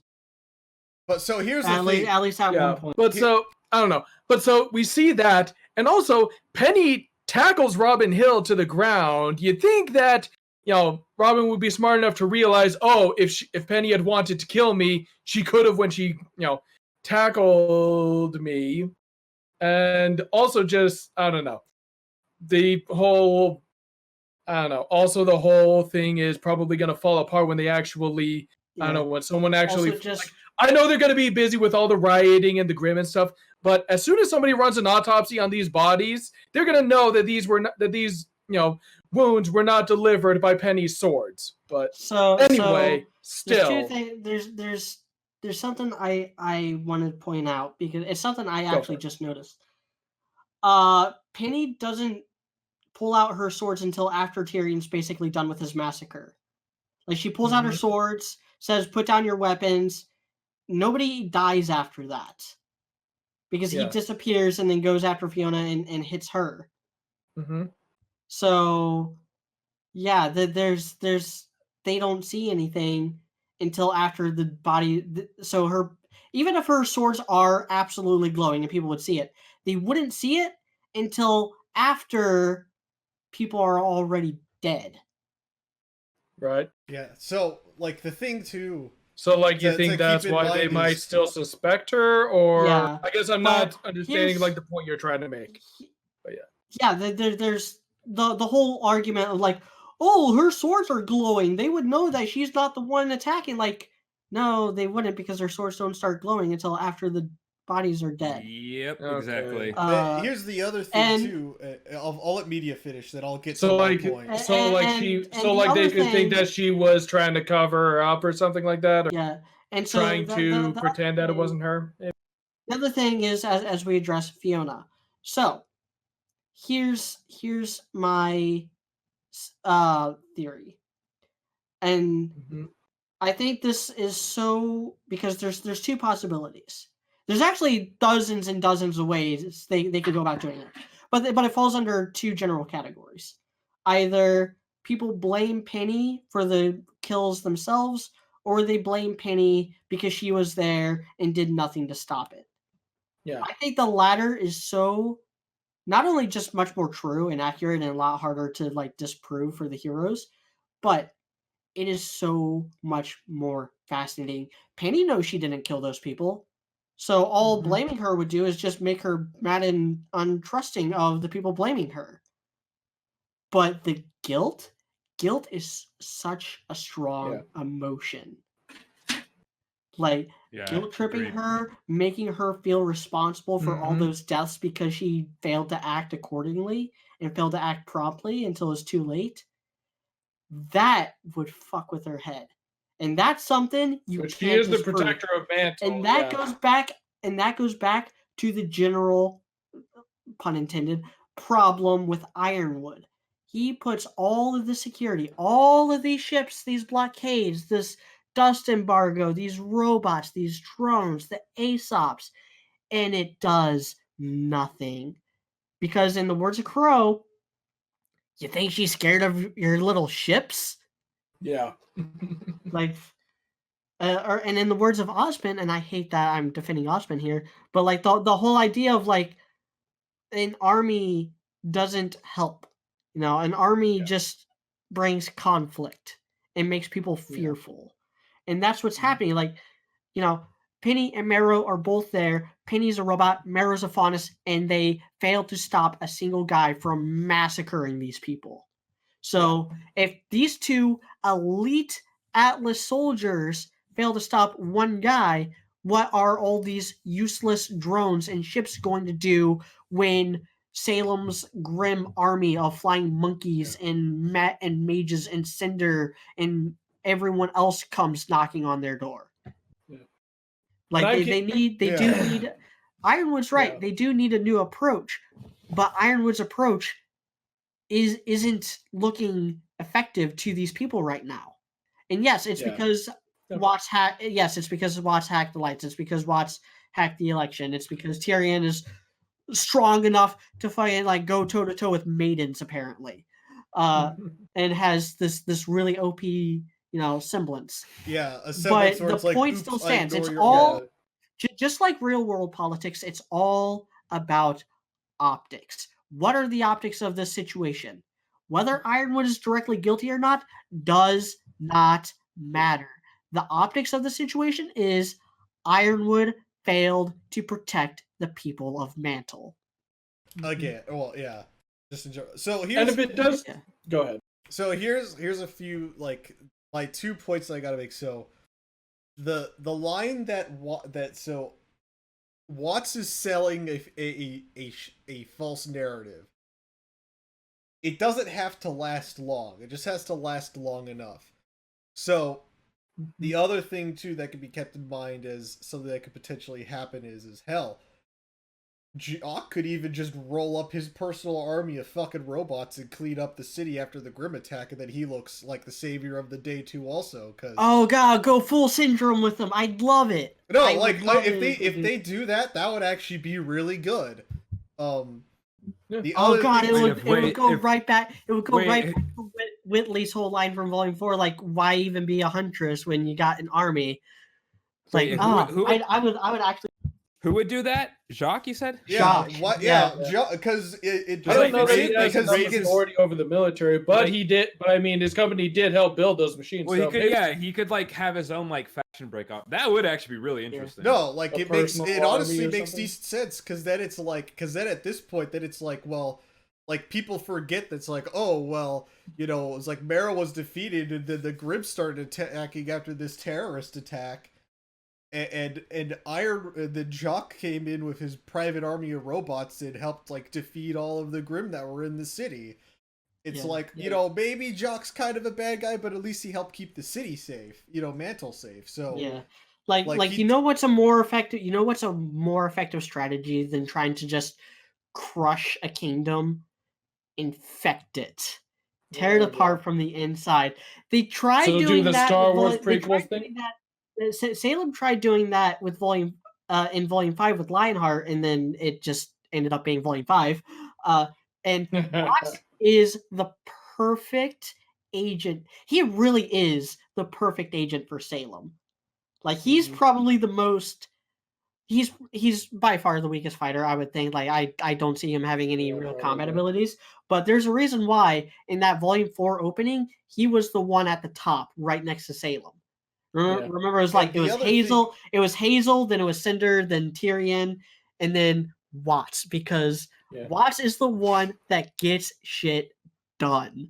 And I do love the way that he like preps for this whole hacking thing. Just Yeah, like Oh, he lights is up so his. extra about it. It's so He dumb. It's I love it. It's fun. great. It's fun though. Conductor shit. Oh god. Instead of great. just typing away at a computer without any accounting for what hacking actually looks like, he goes so extra and just like conducts, and it's great. It's great. I love it. Like, Yeah. oh, the I other like thing too, like if watching, you yeah. think about it, like if Ironwood was like properly, you know, the way that we're introduced into Mantle, it's like, oh, this is a surveillance state. Well, obviously it's a really shitty surveillance state. Like, if he had like a secret police that actually knew what they were doing and had like a competent security system, like the chances of this happening would have gone down. Like, And I do like how Watt seems to do it all with like 15 scrolls. Doesn't even use a computer, just 15 scrolls, phones laid out in front of him. And one of them it goes back to the thing I pointed out at the beginning. One of them is just for the election results. It has the like electoral college map. He's like every couple swings he does the like chef's little pepper thing on a the little bit of salt salt bay. screen, a little bit of Salt bay. salt. Yeah. Couple more. Oh, Although, so in the credits they show that apparently Jacques wins 53% to 47%. So he basically goes up 6 points. That's one way where I'm all like, maybe you should have made it a little closer so you're not quite so subtle. So it's not quite so noticeable from where it was like before everything went bonkers. But yeah, so I don't know. I feel like there's several reasons. If they do decide, if it's 53 to 47, gotta feel bad for all the third party candidates that were on the ballot that they showed. There we go. Yeah. Really, Jill Steining it. These guys. Yeah, but there were a couple. Apparently there were a couple. Like there were third party ballots, but apparently nobody cared about them. Yeah, not a single vote. Yeah, I do hope that they go the. I don't know. If they do end up going in the, you could have protected us, but you didn't route, like if they have a moment to breathe, and even if it's just one of those things where, like, rumors get spread where people are like, oh my gosh, Ironwood's robot was killing people, or like, no, I don't think it was actually Ironwood's robot, but whatever, this is terrifying. People just got murdered, like. But yeah, it does end up being more about like you could have helped, but you didn't, or you did nothing while all these people died. I would definitely like that a lot more than just, Penny did it, because there's too many holes in that whole. As I said before, that I feel like he sold a shitty lie, but the shitty lie only has to last for a short period of time. Yeah. Yeah, and it's just for like this evening, and something works out there, and like this is all that the bad guys need to make everything. Yeah. Like the bad guys don't need this to work long term because. Yeah. Because they just the damage has already been done. Yeah. And if this does end up like, so also we get the confirmation that Mero's semblance is basically stuttering. He, has to hold still while he's making everyone else stop. So that's kind of interesting. But yeah, I do wonder if so OP though. As part of a team combo, because as part of a team, that's definitely that definitely makes him very powerful. He makes that whole crowd stop in their tracks. Yeah. Again, Brandon Sanderson, Mistborn era 2, give that a read for that kind of ability done really well and paid off in a really cool way. But I don't know. And so Penny's definitely down about this, feeling terrible. Again, she's supposed to be the defender of Mantle, and either everyone thinks she committed murder, or she just wasn't able to do anything to stop the murders. And either way, it doesn't matter.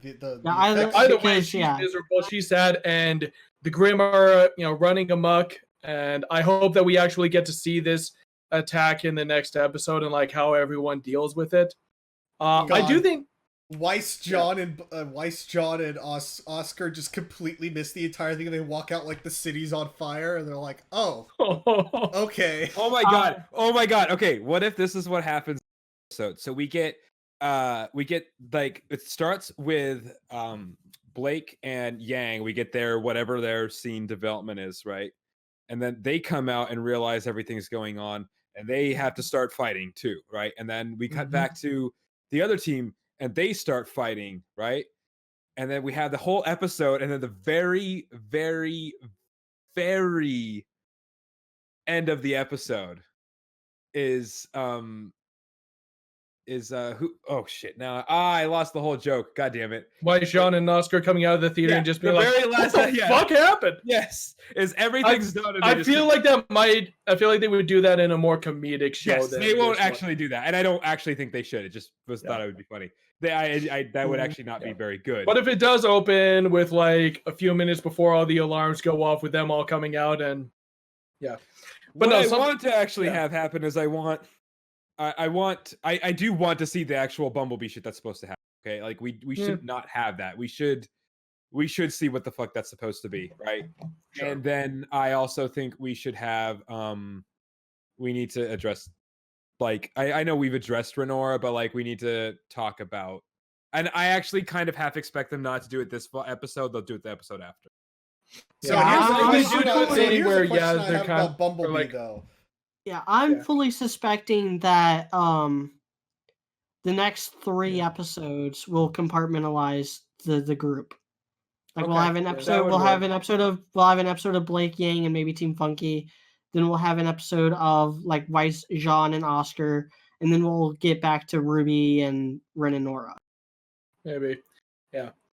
So I've got a question about Bumblebee. So, like, assuming they do the shipping, who's gonna actually make the first move? You're gonna put money down on it. Yang. I mean, Yang's already making the moves. Yeah. Yeah, Yang, probably. I'd actually kind of like if Blake does it. Catches Yang off guard. Yeah. Yeah. So, the Manticores are running through the street. Hopefully Jean kills at least one of them. That will officially like be his most badass moment to date. He will have finally topped volume 1 and volume 4 as his badass moment. So, are we ready to get into questions? Because we gotta. Oh, we got a lot today, and I gotta go to bed. I might have some predictions for later, but yeah, let's hear the questions. See if any of them cover. All right. So, Kitty Kirishima asked, "Hi, Kitty. What's your opinion on the theory that Fiona and Marrow should have been able to see in the dark during the attack? Is it oversight, or do you think their inaction can be explained some other way?" Fiona definitely did. Marrow wasn't really in the room. And if he was, kind of in the back trying to figure more things evidence. It's more evidence that he's, traitor. I would simply argue that maybe their eyes need to adjust a little bit before they can fully see in the dark. Like that is also true. That is also true. So fair enough. Get blown out, nerds. It was a pretty. Sudden transition. Change, Fiona did seem to see him, so yeah. Anyway, so Nerds Amalgamated asked, will Weiss ever tell the crew, including Jean, about Winter being the next maiden? She might have already. Yeah, she might. I doubt she has already. Although I wouldn't be all that surprised considering, Miles and Carrie are still writers on the show. Yeah. This last episode, by the way, was written by Kiersey, Miles, and Eddie. So. I would also say too, like, as things start going sideways, the willingness to like actually put all the cards on the table becomes more and more reasonable or just the priorities to bring it up. Yeah, I think they'll bring up those things will just slip their minds. All right. AJ is writing, and Clayton Randmaker both asked about the Renora kiss. Like, did you find the Renora kiss hollow? And why is everyone bitching about the Renora kiss? We already covered that. Yeah. The only problem with it is that we should have gotten it 2 volumes early, but that completely proved. We should have gotten 2 volumes early, and in a perfect, I forgot because I said this to people before, but not on the podcast. In a perfect world, to me, they would have gone a little bit more in depth about how they're feeling, especially Ren, like what he's nervous about, and I would have rather have him resolve to be just with her and be happy before the kiss, where I think they still have to address like how he's feeling afterwards. That's Nora should have missed her period at the beginning of this volume, like episode 2 or 3. Yeah, exactly. Yeah. Like I think we should have had that before. And I'm only talking about that in terms of like, I think this writing team could have done better. Like obviously they should have kissed in the beginning of at the end. They should have kissed at the end of volume 4. That's why they should have. Yeah. They should have kissed instead of held hands at the end in the airship. Yeah. That's what should have happened. Clayton Randmaker also asked, a question that another person basically asked, and we'll get to that later. Just, Clayton, I did see the other question. I'll answer it in a bit because someone else asked it as well. Shun Kurosaki asked, do you think Rin's semblance has been trying to warn him of Clover as a traitor? No, because it's not, one, for two reasons. One, it's not his semblance. It's his aura. It's his aura. In general. It's his aura control. He's able to like sense people, and it senses him of things, anything. Like it warns him of the King Tai. It warned him of the King Taijutsu back in Volume 1. It warned him that they were about to get boloed back in the first episode. And then it warned, it let him know that people were coming in and he should probably stop meditating to join the conversation. Yeah. It's almost like a spider sense. Yes.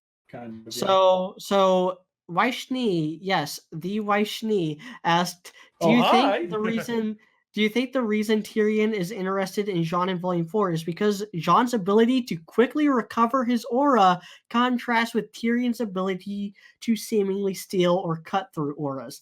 That is a fascinating possibility, but it goes back to a prediction we made back in Volume 4 that maybe Tyrion knew Jean's father and recognizes the arcs. Maybe the arcs have a hereditary semblance, but I do think that the show is subtly building Tyrion and Jean up to face off someday. And I'm not the only one that thinks that.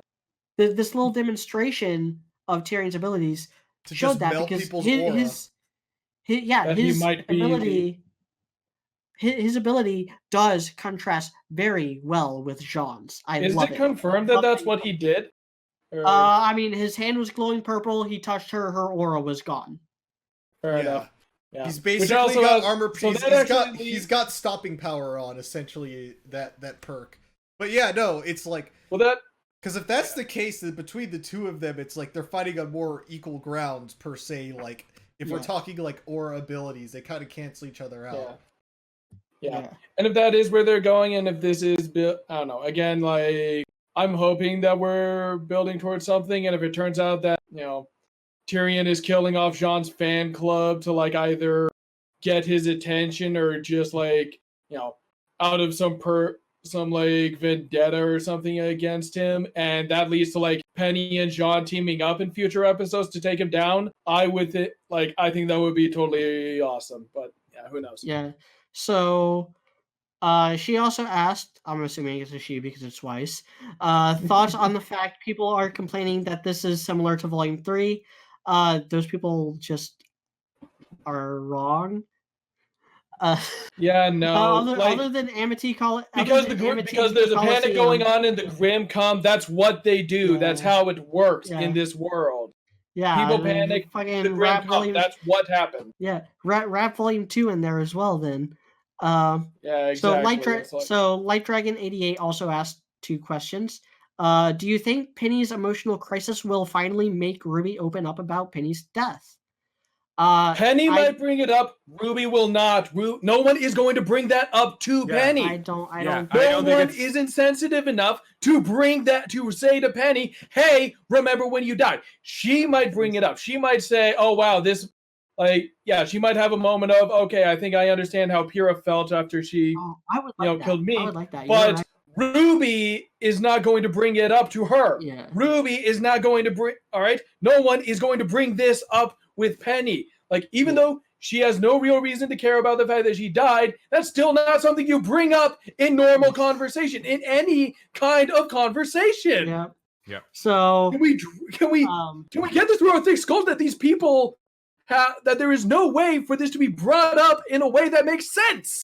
Yeah, except by Penny herself. Yeah. So his other question was, do you think there's more to Amity Coliseum than being a comm tower? In terms of something that's actually important, no. In terms of it's probably got a bunch of fucking guns on it to defend itself, yes. Yeah. And maybe also in terms of the intended symbolism. I could see it being something beyond that. I could. I don't necessarily think so. I think it's under a 50% chance. But if they did, what might turn it into something else? Yes, that could happen too. That just actually becomes is more a likely. Giant fucking. But I could robot. see. I'm not saying I want it to, but I could. I wouldn't. Watts turning into something different would be cool. I would like that. Yeah. I could Like he hacks into it and I don't know. I could see Ironwood putting like a nuke on it or something like that. I don't think so though. And I wouldn't like it. Yeah. But I'm not saying it's impossible. I'm not going to completely rule it out. I just wouldn't like it. And I don't expect it. Ironwood mostly just intends it to be a comm tower. Yeah. Orestes Lazardus asked, well, first they explained in very good detail about Fiona likely seeing Tyrion. Do you think this works with Watts and Tyrion's plan? Again, I don't think that matters because Ironwood's going to catch flack for it either way. Yeah, the lie doesn't have to last long. It's just the damage. Is the question that like whether or not Fiona's a traitor or no, Fiona seeing Tyrion, or like Fiona was supposed to see Tyrion and knowing the truth. Maybe I don't know. So a stereotypical gamer asked, would it not have served things better to save the Renora kiss for a penultimate episode or end of the volume? No, this was fine. Get it out of the way. Get it out of the way. Yeah. We've waited long enough. I'm so happy. Get it out of the way. Do something with it. Whatever the little issues I have are, thank God they're not saving it to the end of the show. They actually grabbed Chekhov's gun and fired it. Which is another reason why I like go back to the quintessential quintuplets and all the kisses that happened in the most recent arc. They all happened in the middle of that whole festival. They all had almost all of them happened on that second day. Renora was a busy man. Before he chooses none of them. I know nothing about the manga except for some memes, so I had to say that as a joke. And before he hooks up with some hot brown anime lady, like a true alpha Chad. We got Takebayashi. So Let's Watch asked, aren't you being a little harsh on the Bumblebee thing? And this is directed at me. I did see somebody recently ask about. Sorry, I'm just gonna give my 2 cents real quick on Bumblebee real quick. I had somebody recently ask if we feel like if I feel like it's forced. I don't think it's necessarily forced so much, but I do. Last week we talked about how it seems to be the only aspect of these two characters that the writers and the show seems to care about right now, and that's a problem. But we've also talked about how in this episode it seems like Weiss is getting annoyed by it, so we might actually get some more into it. But so I don't know. In a way, like it depends on what they end up doing with it, I would say. But go ahead, you can answer, Media. I don't think I've been harsh enough. You see, the problem is that they're not treating it like an actual relationship. They did a little bit better job in this episode than they have in the last few. They're actually like going out and doing something and being friends and being social with other people as well with Team Funky. Yeah. But they turned this very genuine, it worked in Volume 6. It worked in Volume 6 because their relationship was built into both of their character arcs, and both of their arcs were tied together with Adam. Take Adam out of the character arc. Yeah, take Adam out of the equation and you're left with just their interactions. And their interactions have not been entertaining. So the thing is, it's not cute, it's not fun, it's a joke. They turned Bumblebee, they turned Blake and Yang, especially Yang, into fucking jokes. They're basically those annoying kids in like those teen comedies, or there was a comic a little while back where there were two characters that their names were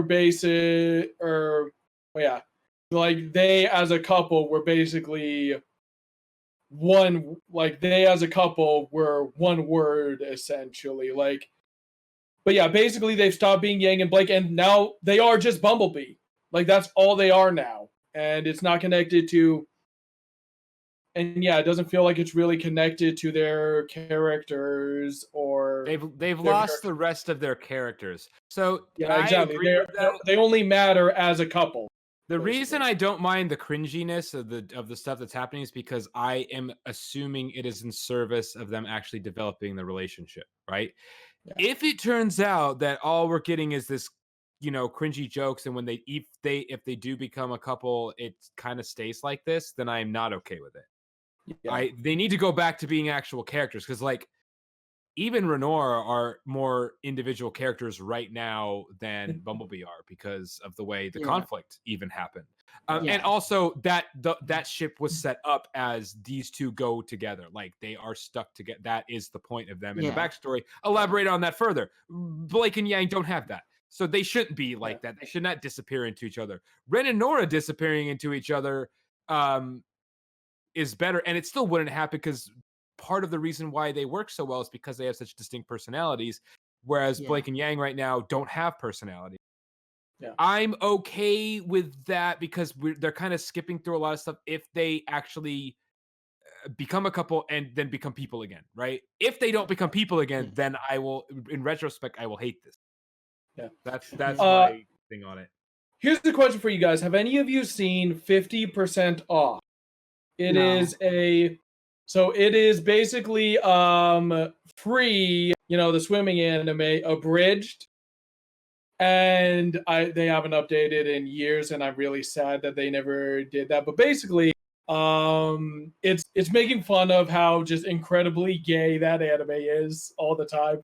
And I think it's the last episode that they published has this bit where a character goes on this kind of long rant about the way homosexuality is portrayed, and he basically says, and basically his whole point is being gay is not our only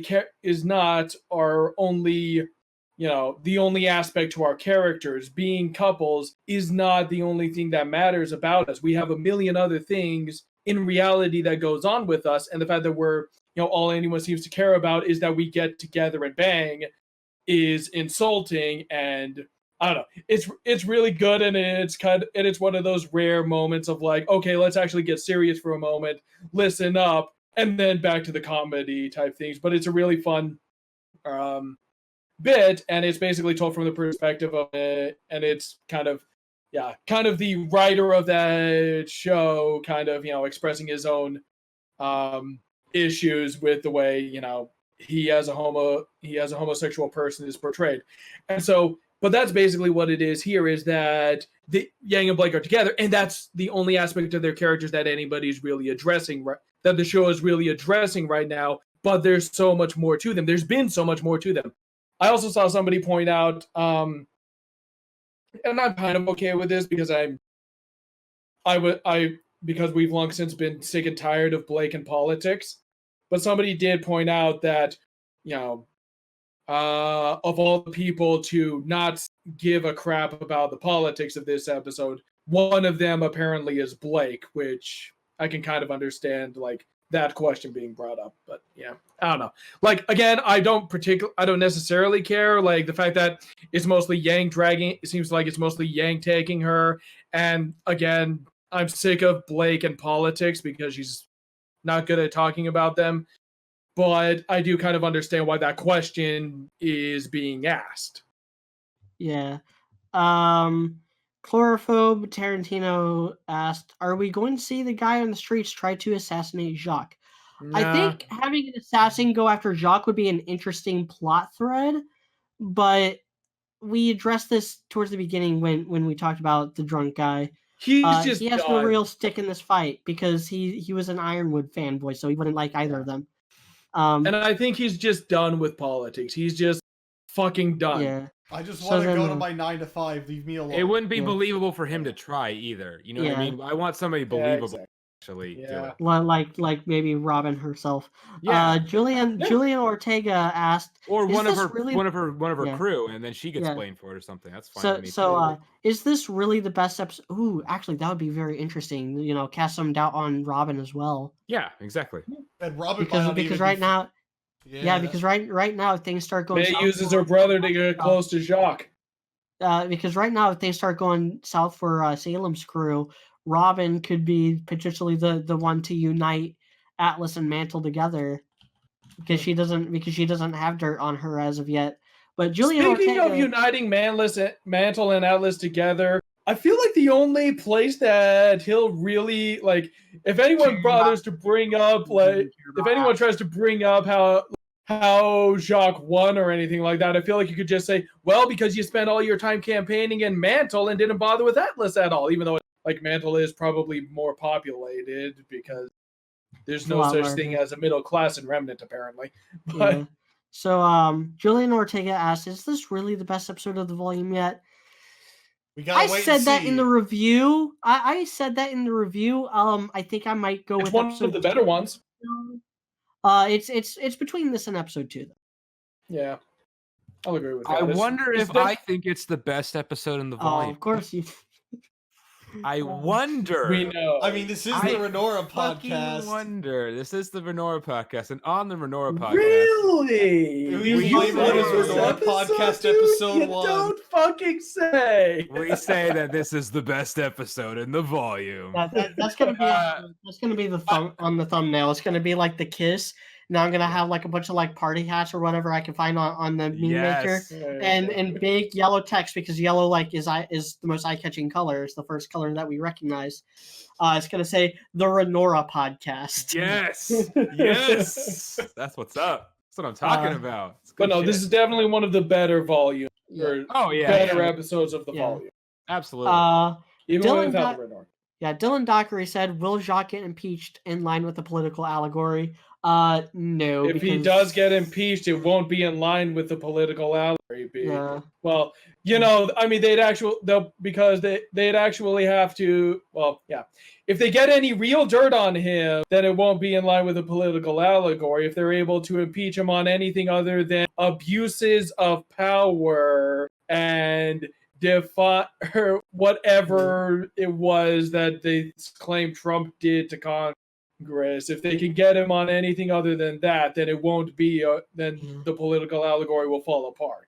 God, speaking of that, not to turn this too much into current politics, but did the Democrat accidentally like drop the ball again this go around, because like accidentally they managed to actually get some impeachment paperwork done because of the whole Ukraine thing, and then they accidentally like fucking like pinned it on Russia as if it's still like pre-1991 and Russia and the Ukraine are in the same ballpark.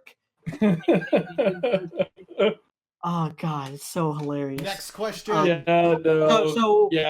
current impeachment thing is a total fucking clown show, and hopefully these writers realize that and won't try. They don't. Trust me, they don't. Probably not. So there probably will be. Also gotta keep in mind that that this volume would have been written before the impeachment started really happening. Yeah, they aren't like South Park where they write the episode. Well, people were talking.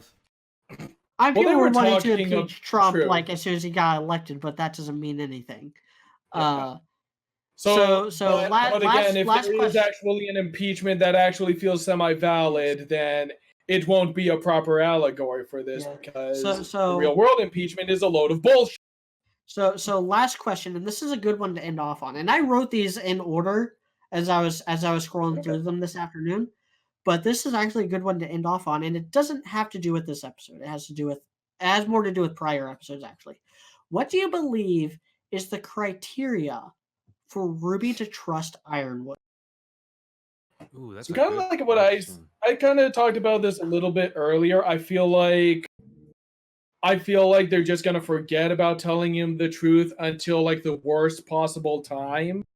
But I think Ruby's main goal was just feel out the situation a little bit more, see what Ironwood is dealing with and what his plans are, see if he's try and see if he's hiding anything from us, what he's trying to hide from us, and then go for it. But I think by the time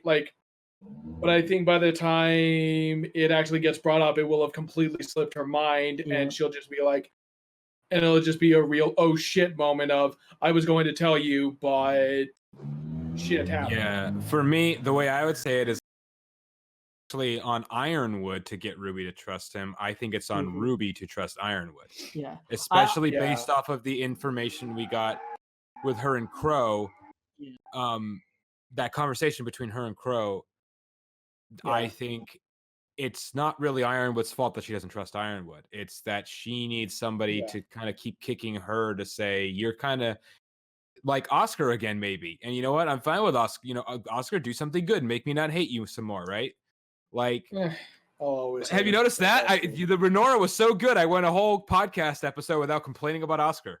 Well, Oscar also only had one line. It was just like, oh, and it wasn't even bad. Yeah, no, I had nothing to complain about Oscar, but I'm saying like maybe it would be Oscar again to say, hey, you know, you're doing what we hate about. I think Ozpin. You need to tell Iron Daddy. You need to talk to him. I think it's more likely to be Weiss. I think Weiss will tell Ruby like, hey. Okay, yeah, that works. We're keeping things from Ironwood. Ironwood hasn't told us everything either, but I see what he's doing, and I think you should talk. I think you should sit down and air everything out, and because he's having a hard time as well too.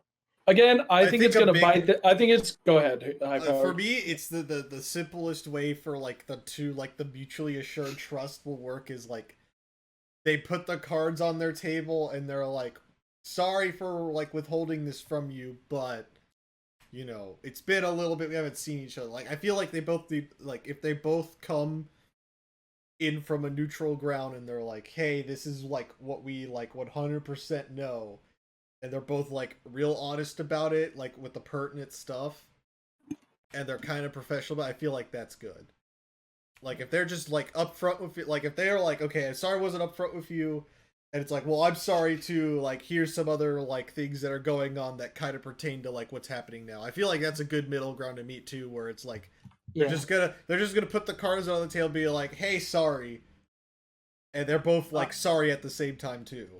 To me it feels good. Yeah. I think this is I think this is, again, I'm still in the camp that thinks that it's gonna bite, that the lie is going to come and bite Ruby on the ass. I don't think she is going to tell Iron. I think, like, I don't know, something's going to happen that he's going to figure it out from someone else. Like, I don't know, like maybe, I don't know. That's what I think too. I mean, if I this is a very specific example, but that probably won't be true. But what I could potentially see happening is Tyrion and like Jean encounters Tyrion. They prepare to fight. Tyrion taunts Jean about how, I serve a goddess. She can't be defeated. And then Jean blurts out, hey, immortal doesn't mean unbeatable. And then like Ironwood or Penny is like listening into that, or like he's like on a comm or something. And everybody hears that and everybody's all like, fucking what? And like Jean has that moment of, oh shit, where he accidentally spills the beans, and Tyrion's all like, oh, are some people listening? And Tyrion basically like realizes, oh, are some people listening in who weren't supposed to hear that? How did you find out anyway? Did you find out from the like relic? Like just starts taunting him, like maybe Jean tries to rip out his earpiece to crush it, and Tyrion grabs it and yells into it, Salem is immortal, or something like that. Like some situation like that. They find out completely by accident, and like things go to hell, maybe for the rest of maybe this volume, maybe in a future volume, but I don't know. I could see something like that happen. I probably not that specific thing that I threw out just now, but something like that. I think this situation is a good test for Ironwood, because right now the reason why Ruby is having doubts about Ironwood is because he's overreacting. Like he has the fleet out there. He's just causing more problems by having the fleet looming over and oppressing people and stuff. His stability is in question. So I think for Ruby to trust Ironwood with this information, he has to convince her that he's going to keep it close to the chest and actually think things out, and not actually think things out and not like do the first thing that comes to his mind. Yeah. But that's all I'm going to say about try that. to find out for himself or something. So Is that all we have? That's the last question. Anyone else got any Nope. other thoughts? Do we have any Shut this predictions Renora for where this podcast is going down. from here? Or anything? Again, We just gotta go I to think go to bed. There's no prediction. Yeah. on this Okay, I'm podcast. good. okay. I've already talked Yeah. about what I want to have All happen right. next. So if you like this podcast and you want to see more, like, comment, and subscribe. Hit that bell notification because subscribing doesn't actually do anything anymore. Consider supporting me on Patreon. Join the Discord. Links will be in the description for both of those. You can also find me on Twitter at EA Mediocrity4. I might put a link in that. I might forget. And stay tuned for more RWBY content. And I also have some very special things in store. I have something Star Wars related planned for early January. I have a Christmas thing that I'm working on for like the week of Christmas, and I have a super big quintessential quintuplets project in the works. If you can't tell by how much I've talked about it in this podcast, and we'll do a podcast on that when it ends as well. Robert and I and a couple other people. I already have one very special guest lined up for that. Ooh. Yeah. So until I'll tell you in a bit. So until next time, I'm Mediocrity4. This has been the RWBY Podcast, and thank this has you been the all Renora for- Podcast. Yeah, Yes, this has been the podcast. Renora Podcast. I stand corrected. Good sirs. Good